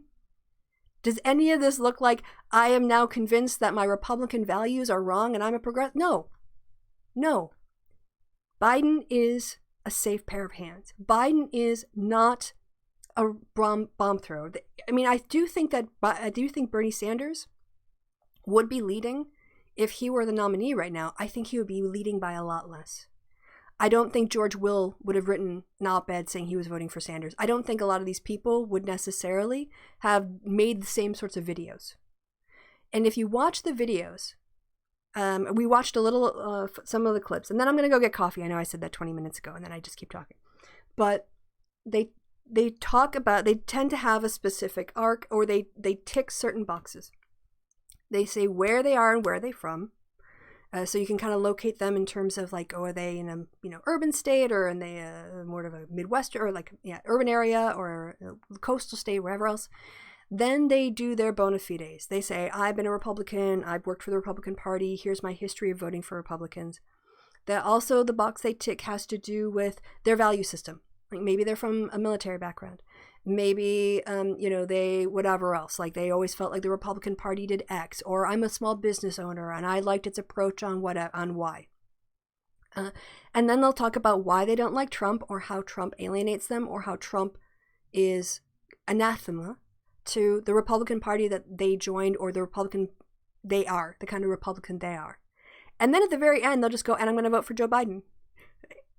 Like, this, it's not about Biden being the most attractive candidate. It's about him being, as we said, he's a pair of loafers. And in a lot of these places that aren't coastal, that don't have a big group of progressives, voters, a big progressive voter base. I'm thinking about places I know in Wisconsin, Antigo, Wisconsin, the Fox Valley, Green Bay, Appleton area, Oshkosh area. Thinking about Platteville, places where Glenn Grothman and who's that other fat POS, Sensenbrenner, where these old, racist white men win. Those should be areas where Trump doesn't even have to think about. And Biden is a better alternative. If Biden is a safe alternative, then Trump's in danger. Okay. Joe is Indiana Jones punching a Nazi. That's good. All right. So let's go again. So we talked a little bit about Trump's failing campaign. They're going to try to describe him as corrupt and a puppet of the military left. I'm going to tell you, here's my prediction now as to why those attacks won't land or be as effective as they were as Trump's war with Clinton. I think people who've seen Joe Biden, and they've seen him for decades, they know he's not a puppet of the militant left. And it's kind of difficult to accuse Biden of corruption via his some alleged relationship his son might have had in a foreign country years ago that has nothing to do with him, compared to what people can point to in terms of the nepotism in the Trump family. So I don't really think that people are going to... Oh, the other thing too, honestly, people aren't shocked at the idea of corrupt politicians. I mean, most people have a negative view of politicians anyway. So am I going to get corrupt guy number 1 or corrupt guy number 2? I'll go for the less corrupt guy. So Trump trying to throw shade about corruption is just farcical. It doesn't ring true. And also, that's kind of built in. People expect politicians to lie. People expect politicians to disappoint them. They don't think that they're honorable people. So, and they vote for them anyway, because it's Coke or Pepsi. And either that or, you tap out and you don't participate. So, okay. I'm going to top up my coffee. I'm going to come back and talk very shortly because I went way longer. Oh my God, it's almost 2:00. I was only going to do an 1 hour show. God, Christy, you can talk. I'll talk a little bit about my thoughts about white progressivism just because they're very unformed yet. And I want to kind of hear more from you guys. 5 minutes and we will be back. So get ready to listen to awesome blues music. I think it was. Yeah, let's get going with that.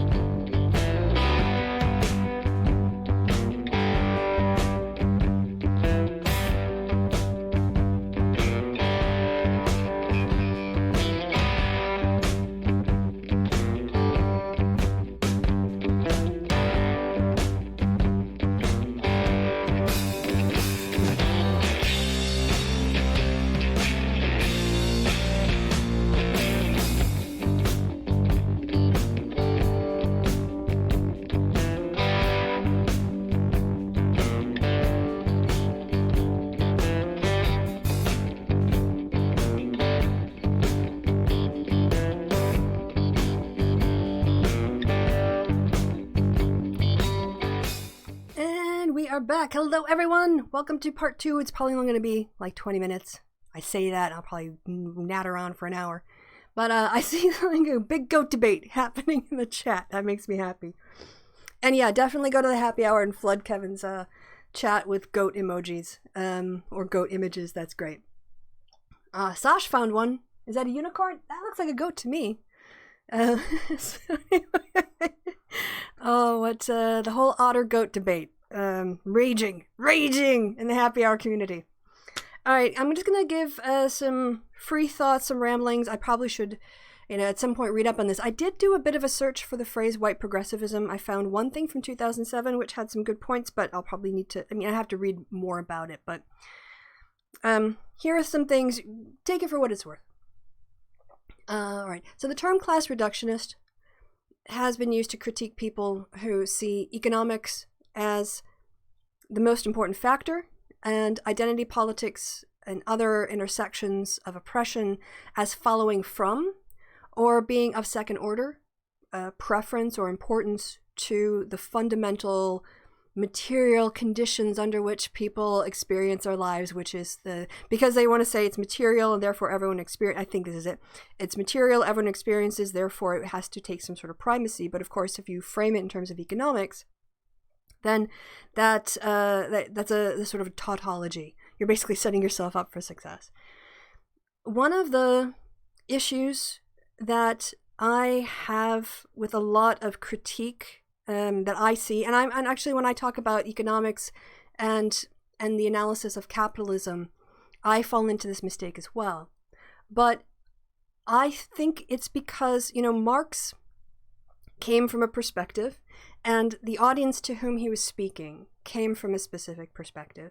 Engels, so the first one is that it was public versus private sphere. If you guys know it, so public sphere deals with things that happen outside the home. Private sphere refers to things that happen inside the home. This division is something that became very important in second wave feminism, where they came up with the phrase the personal is political. Right, because up until second wave feminism, a lot of first wave feminist activism had been focused on the public sphere, establishing legal status for women outside of marriage, allowing them to inherit property, to earn their own money, to have their own, that kind of thing. So class analysis often defaults to framing the exchange of labor for money, and the idea that the labor is undervalued in order for the capitalist to make a profit.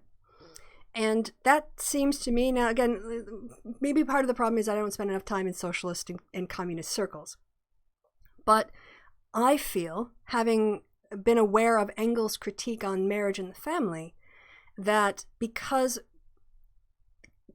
capitalist critique emerged from a primarily cis man's perspective and dealt with public sphere issues, that it gets over-framed in terms of paid labor as opposed to labor itself. You'll know this if you've been a follower of communism or you understand socialism, but Engels' critique, which really doesn't get brought up, I think, nearly enough, talked about the way in which women's labor, we'll have to use a sloppy binary here because that's what they were working with in the 19th century.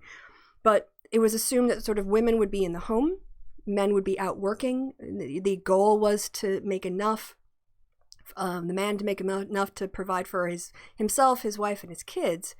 In reality, women have always done work and have done work for pay and for money as well.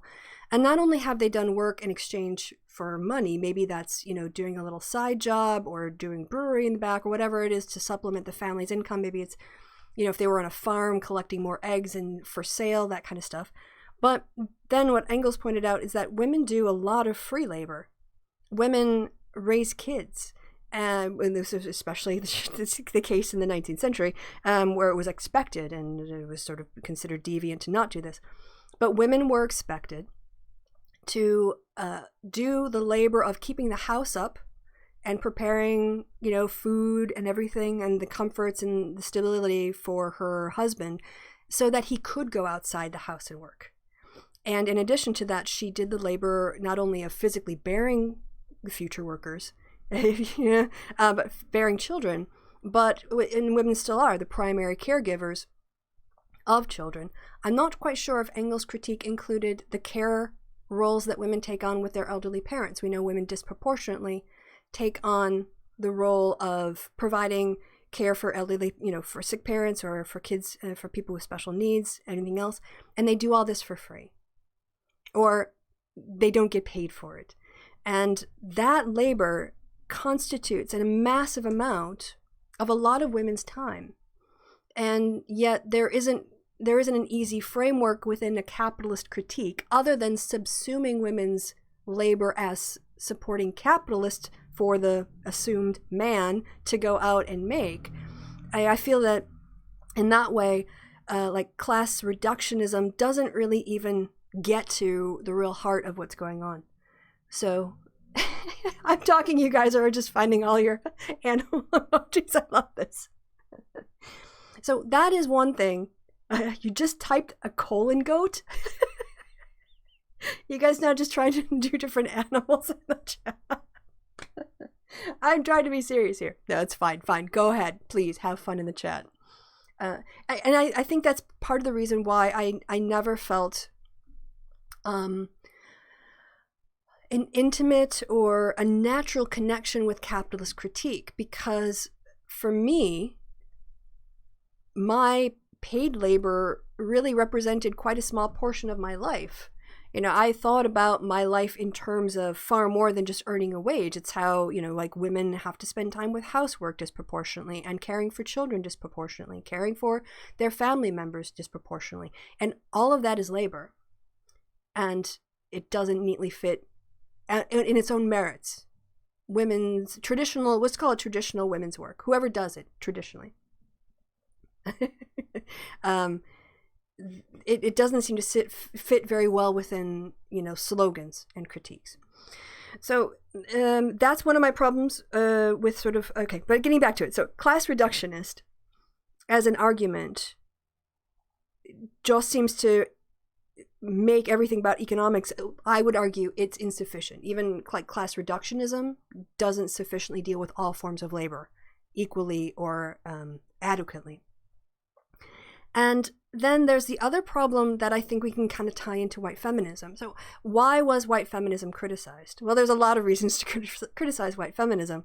One of the ones I read earlier this morning is that which seems to me the most profound critique of white feminism I've seen written yet, which is that white feminism seeks liberation, but within white supremacy. So it seeks white women's liberation from patriarchy while maintaining white supremacy. And by this I mean, white people or men, but in patriarchy, men have the money, they have the power, they have the positions, they have the decision making, they have influence over the structures. Not all men, but when you look around who gets to make the decisions, it is white people, and it is overwhelmingly white men. And those people who aren't white men, like they're white women or people of color, they're buying into the same system. They're buying into the white supremacy system and just trying to find a way to be successful within it, as opposed to undermining it and revolutionizing it, overturning it. So white feminism not only tends to center white women and assume that there's anything that is good for white women will also be good for every other type of woman, no matter what their location or her location, they, her, whatever their pronouns are. But it does nothing to actually fix the main problems. It does nothing to address white supremacy. It seeks instead to operate more easily within white supremacy. And that is because it's not just white supremacy in every country. We can talk about the majority population. So in different countries, the majority population will obviously, who holds power won't always be white people. It'll be whatever the majority is in their own history. But I'm just talking about like the US in particular. And white progressivism, to me, I think in some ways it has the same critique that can be leveled at it. The idea that somehow we can address we can address inequalities in the healthcare system just by having M for A is a way to pretend to deal with racial issues without actually engaging with them. It's basically saying, it's doing the same thing I think white feminism does, which is to operate within white supremacy, on the assumption that if we just center the issues of white people, that somehow that will be a knockoff or have a knock-on effect to others, and we don't have to directly address it. So, I think there's a real contention. I'm going to be so happy when Joe Biden picks his VP, because I'm so tired of seeing Dems fight each other over this. We really super need this discussion to be over. There's really, and the other thing too is that because Joe Biden is hanging out in his basement, there is a bit of a vacuum in discussion about Biden, and as a consequence, people are filling it with all of this VP speculation. I'm gonna be happy when that is over. I'd be very happy if Kamala Harris got it. I think there's a lot of advantages for her background. I know there's she's got a whole she was a prosecutor for murderers and abusers of kids. And I actually think that there's a good argument to be made about seeing the critiques from the inside and everything else. But whomever he picks, it doesn't even matter. This is the other thing about all this drama about the VP. Nobody doesn't vote for president because of your vice president. So in some ways, it's filling time. It's keeping people entertained. But yeah, where was I going with this? I don't even remember, other than the fact that this is it. You're kind of seeing with the debates about having qualified Black women and women of color generally, but let's do some reflections before I get back to white progressivism. First off, it seemed controversial when Biden said, I'm going to pick a woman to be my vice president. And I'm kind of surprised the right hasn't made a bit more hay of that, maybe just because they haven't had time. But it's interesting now looking back, because even though he's saying, okay, there's an entire part of the population I'm not even going to consider, there are so many well-qualified women to choose from. We're not even debating whether or not it is right to, say, I'm not going to consider men. Instead, the debates are about no, this woman's more qualified. No, this woman's more qualified. No, this woman has a more, a diverse background that she could bring a perspective, or this one has military service. This one's got, whatever else. And even with taking out, half the population, there are so many talented, superb, well-qualified women to choose from. And it just kind of shows you, at least it shows me, that if an employer wants to expand their diversity and hire people who they don't already have 10 of in their office, right? This whole idea of the most qualified person, canard, or the best qualified candidate is complete BS. Because in the real world, there isn't an easy check system where you're like, okay, 1 point, 2 point, 3 point, oh, you win the best qualified candidate award. Therefore, we're going to award you the job.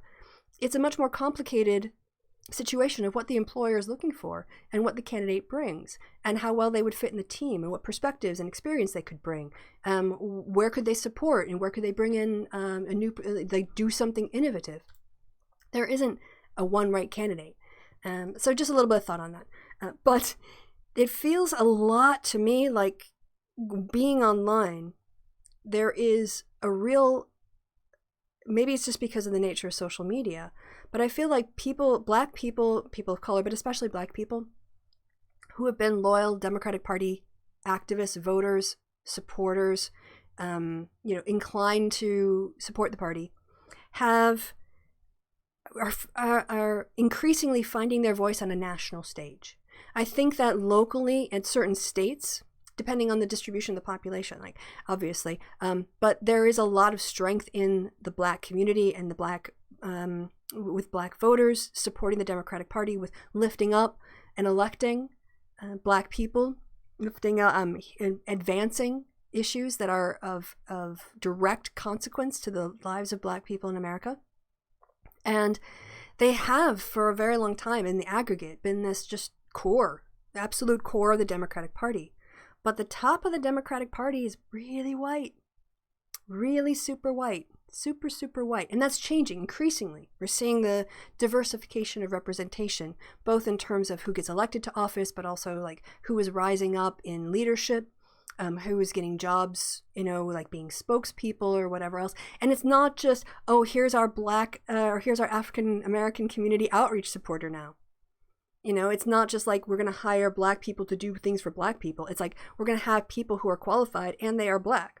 And they're going to bring that perspective with them. So, even like when I look at Joy Reid getting a nighttime slot on MSNBC, Al Sharpton, who's had a voice for a really long time, but you're just hearing like there's some breakthrough there.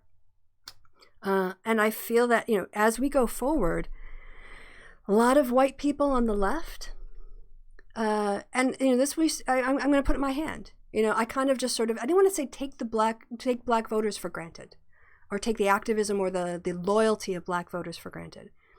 But I didn't really do enough self-reflection on what is my party offering? Where is the investment from our side into our voters? Right. And it's easy to go to someone from the Black community and say, well, Republicans are going to be terrible, so you should vote for us. I mean, that might be true. But when it comes to, that's not how you treat the people who are your core. The core of your party, that should be what your party reflects. Like the heart of your party, that's kind of where your values come from. And I feel that for a very long time, white voters, white people like me, have kind of just assumed that just by being Democrats, it was enough. Just by being Democrats and talking about issues, that was sufficient in terms of representation. What I'm realizing now more and more is that the future of our party is that white progressives and white liberals can't just like take a position of power and tell people what they want. We have to actually like follow Black women and Black voters and let them lead on policy, and then talk about the ways in which we can get in there and ways we can work together to address a wider audience. And I don't think like white people are used to seeing Black people run stuff, not because they can't do it. It's because we're not used to, it's not something that, like the idea that we aren't the people who matter most. White voices aren't the most important voices in the room. I think that's where the white progressivism comes from. That sort of like, that makes it the equivalent of white feminism. And feminists have been, like white feminism has been smashed on for about 20 years now, rightly so.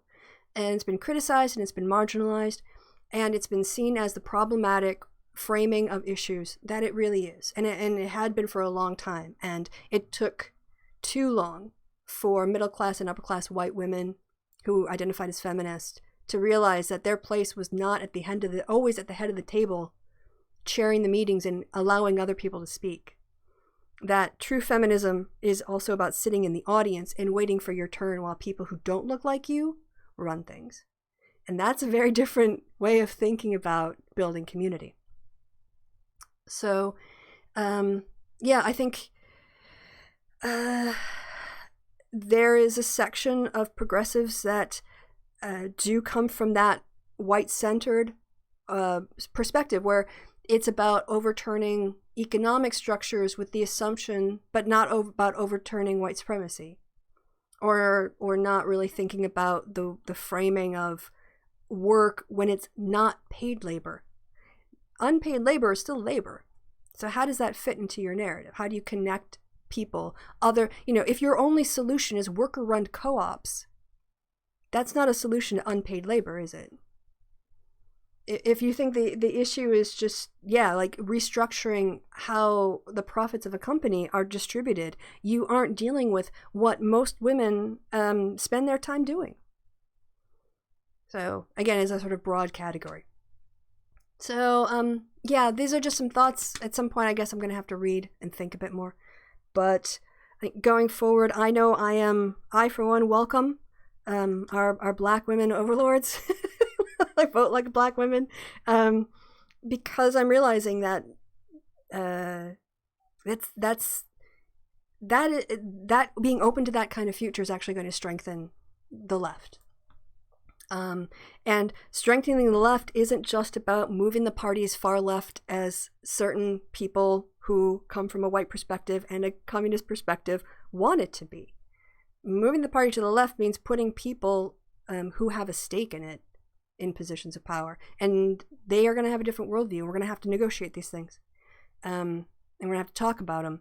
But you can't just take out your moral outrage and say blah blah blah, bash bash bash. I'm right, therefore, you have to submit to me. You still have to convince people. All right. Question for Christy. Is this the Democratic Party's past? Is the aristocratic planter class party finally losing the last vestiges of its grip on the party? I don't know if I can say.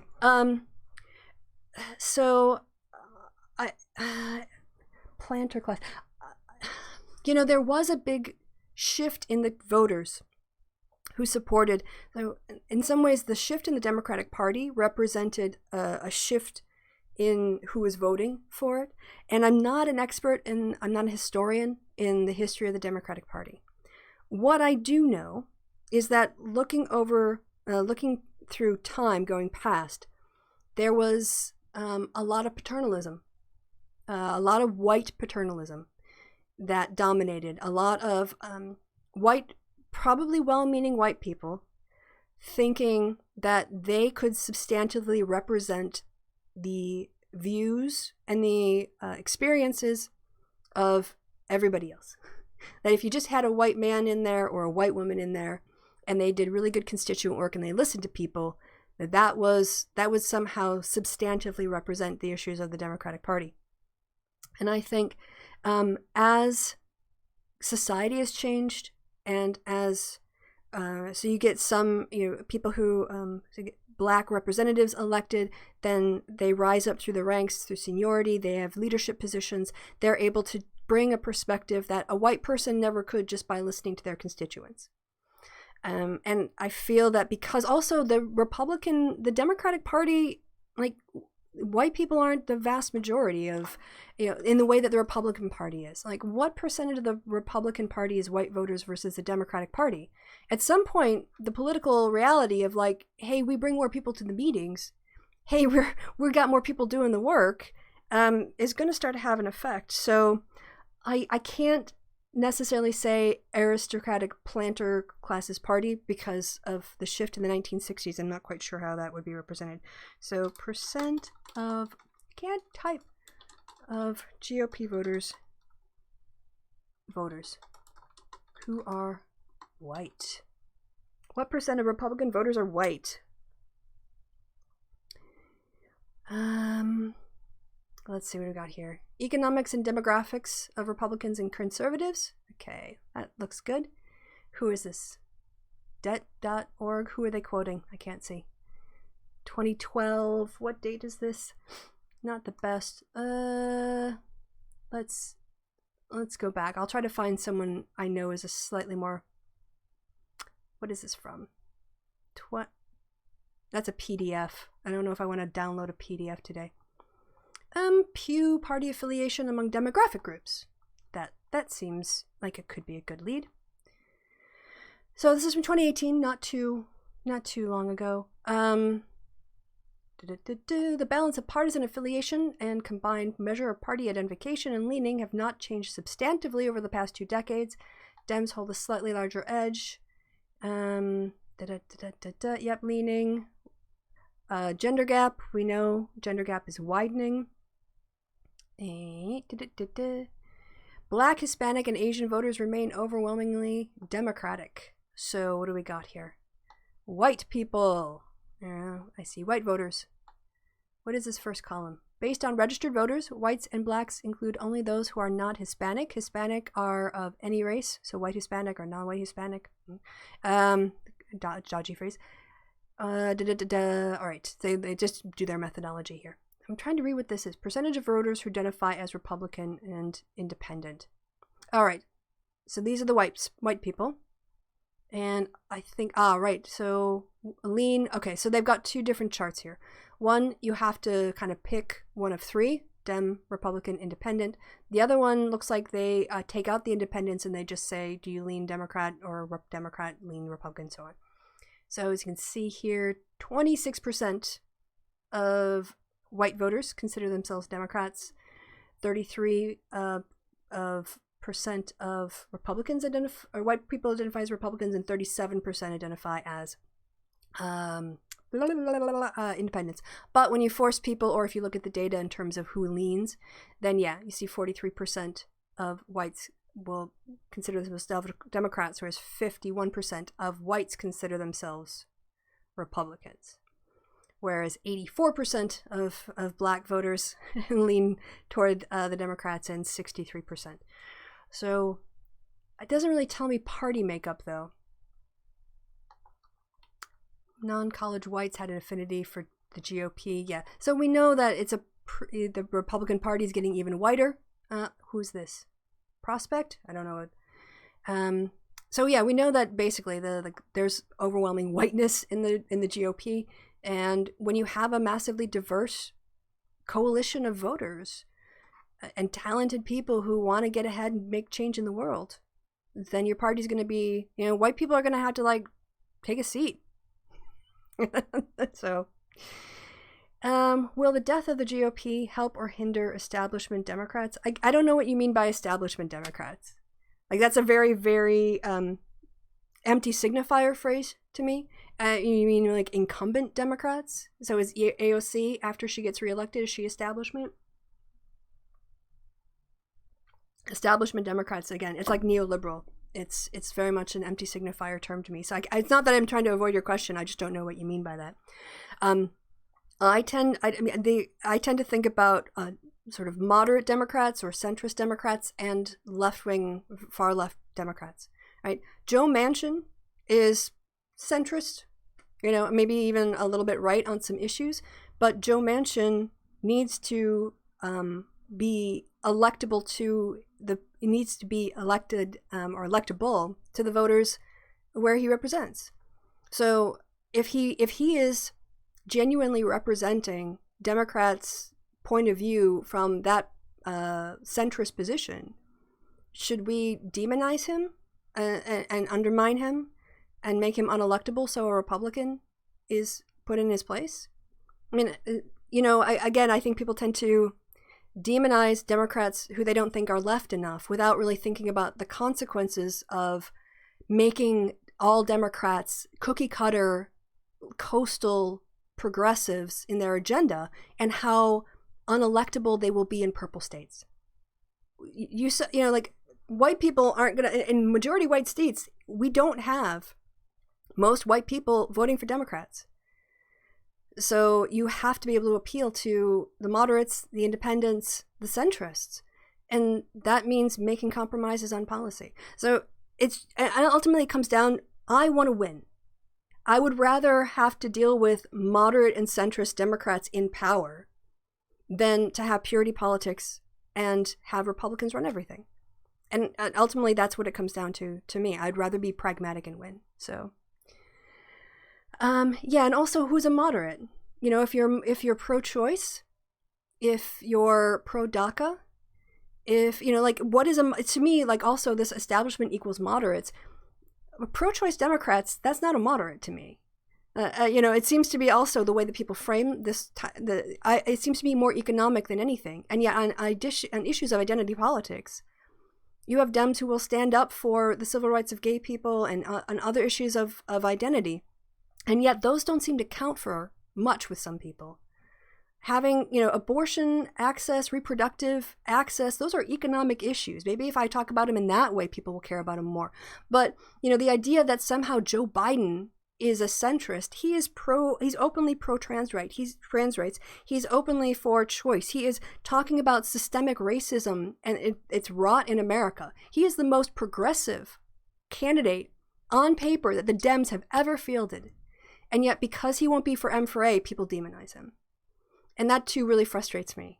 Because I remember when we used to care about reproductive access. I remember when we used to care about contraception. I remember when we used to care about the Hobby Lobby decision.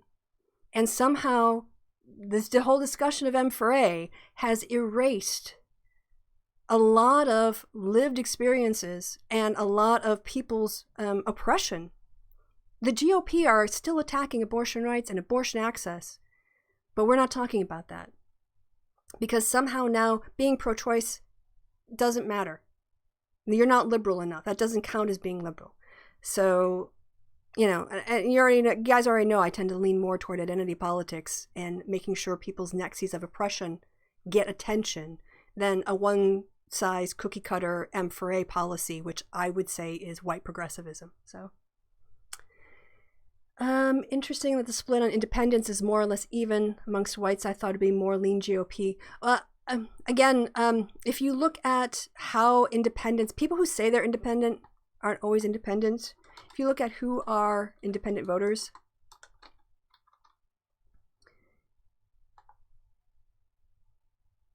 demographics. Yeah, who are they and what do they think? What date is this? 19th of March. Independents are often portrayed as political free agents with the potential to alleviate the nation's rigid division. Yet the reality is that most independents are not all that independently minded. And the small share of Americans who are truly independent, less than 10% of the public has no partisan leaning, stand out for their low level of interest in politics. So, among the public overall, 38% describe themselves as independent, 31% are Democrats, and 26% call themselves Republicans. Again, this was from 2019. But these shares have changed only modestly in real years. But the proportion of independents is higher than it was in 2008 to 9, yada, yada, yada. The overwhelming majority of independents continue to lean toward the Republican Party or the Democratic Party. The overall public, 17% Democratic-leaning Republicans. Democrats toward Republicans. That might have changed in recent years because of Trump. But my information is probably a little dated because when I wrote my thesis. In their political attitudes and views of most issues, independents who lean toward a party are in general agreement with those affiliated with the same party. For example, Republican-leaning independents are less supportive of Donald Trump than they are of Republican identifiers. Still, about 70% of leaners approve of his job performance during his first 2 years. Democratic leaners, like Democrats, overwhelmingly disapprove of the president. There are some issues on which partisan leaners, especially those who lean toward the GOP, differ substantially from partisans. While a narrow majority of Republicans oppose same-sex marriage, Republican-leading independents, 58% favor marriage equality. Independents who lean toward one of the two parties have strong partisan imprint. Majority of Republican and Democratic leaners have a favorable opinion of their own party, and they are almost as likely as Republicans and Democratic identifiers to have an unfavorable opinion of the opposing party. What about their demos? Independents stand out from partisans in several important ways. They are less politically engaged than Republicans or Democrats, especially in the case of independents who do not lean toward a party. In addition, independents differ demographically from partisans. Men constitute a majority of independents. That is a higher share than the men among Republican identifiers, 56% men as independents versus 51% of men identify as Republicans, and a much higher share of men among Democrats, just 40%. Among independents, men make up a sizable share, 64% of Republican leaners and a small majority of independents who do not lean. Democratic leaners include roughly equal shares of men and women. Independents are also younger on average than our partisans, and near Democratic-leaning independents are, they say men and they say age, but they don't give ethnicity that I see. Do they have? So, blah, blah, blah, blah. All right, so I'm independent because my primary candidate lost the election, so I have my own party with blackjack and hookers. There you go, data portal. Zas, I was referring to the poll you pulled up before when it came to identifying as there were a 7-point gap between GOP and the Dems and leaning choice. Okay, do I still have that one up? No. Yeah, I'd have to dig into the numbers, and I don't. Is it this one? I would have expected that amongst whites, leaning would favor GOP more, but the split was fairly even. I thought that the whites was like 50% and the Dems were 40%, which was like a 10-point split. Where is my history? I'm going to my history. No, that's not it. That's not it. half-elf paladin. See my D&D searches. Dang it. When did what do I have the purple on here? I lost it now. I don't remember. Sorry, y'all. Okay, so that's me having a bit of a rant. Maybe it's a bit incoherent. Maybe I'll change my mind in future. Who knows? But I've entertained you for over 2 hours now. That seems sufficient. I will be, again, skipping my homework. I'll do that Tuesday night. Tomorrow, you can catch me over at Kevin's channel. We're going to be reviewing White Chicks. I have my notes. Let me just, oh my gosh, yeah. It starts off with a really, really racist bodega scene and kind of never stops. So, yes, sorry, Zaz. I also, well, maybe, I'm sorry I couldn't go back and find the chart. I knew it was a Pew chart. Okay, I'll make one less go. Was it trends in party affiliation between groups? Was that, yeah, the 8%, right? Okay, so let's go down. Women, ethnic divisions. 51%, yeah, half of whites versus 43 who lean Dem. When you add up like an 8-point difference, it's not 20 points. It's not like the gender gap here. We want to look at, oh, okay, this is just among women, right? Oh, and okay, there's men and then there's women. I got, so you're comparing here. Men are more evenly split between the two parties where there is a massive gender gap. I'm going to say part of this gender gap is driven by ethnicity and not by gender. We know that white women are more likely to vote Republican, and so a lot of this gender gap comes from Black women voters and Hispanic women voters and other people who identify as women who vote for the Democratic Party. So it's not really white women driving that. I mean, increasingly they can help, but so what do we got here?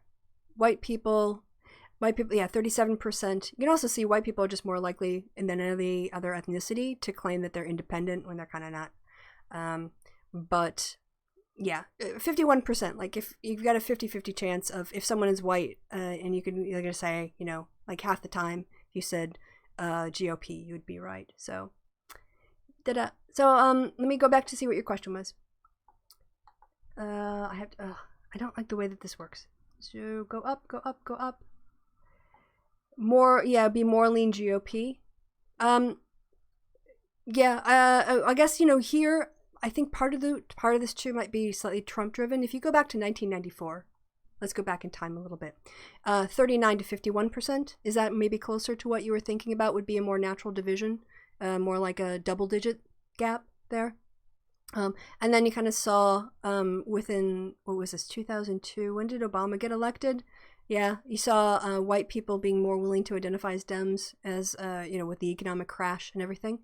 But then it dipped back down. And then, so if we were to put the dot here, we might around 2016, you might end up closer. I mean, it's kind of hard to tell on this, but closer to 40%.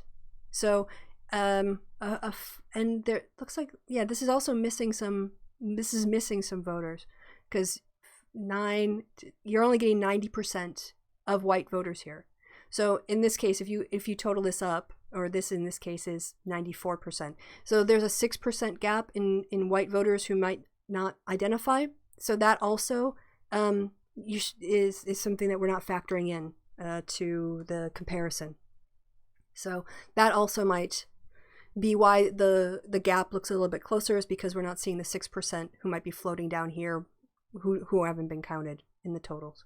Does that make sense as to why we're missing like 10%? Because they might be I don't knows or I don't have an identification. So yeah, if you look at 94, when given the 3 choices, the gap is 7%, but when choosing between 2 options, it's 8. Yeah, and again too, like, people who say they're independent actually tend to vote with if they have a leaning, they tend to look a little bit more like that party, and people like to say they're independent when they're pretty consistent in their vote choices. So but yeah, it's also interesting too here. I mean, you've got Hispanic voters in the end, closer to 2017, being more likely to identify as independent. But clearly, you've got more partisan loyalty with these other bases. And so if you're in an area and you've got 84% support in a community, and they turn out, if you get 84% of one demographic, and you split the other demographic, obviously the one demographic that turns out is going to have they can actually sway the elections. So, okay. Libertarians. Yeah. I mean, I don't even think that they register. I don't know. Maybe they identify as Republicans, but probably not. Yeah. There's probably some Greens in there, or Libertarians, or apoliticals who aren't getting counted. All right. That was going to bug me if I didn't do the answer. So thank you, Sass. Yeah, I think I was closing. I was pitching the happy hour, pitching my book, pitching next Sunday. And yeah, you guys, be well until the next time we have another Weekend Winters. Wear your face masks, wash your hands, stay away from people you don't know, socially distance, stay away. And until next Sunday, be well wherever it is and whenever it is you are. I've been Christy. You guys have been absolutely awesome. And we'll see you next Sunday, if not before.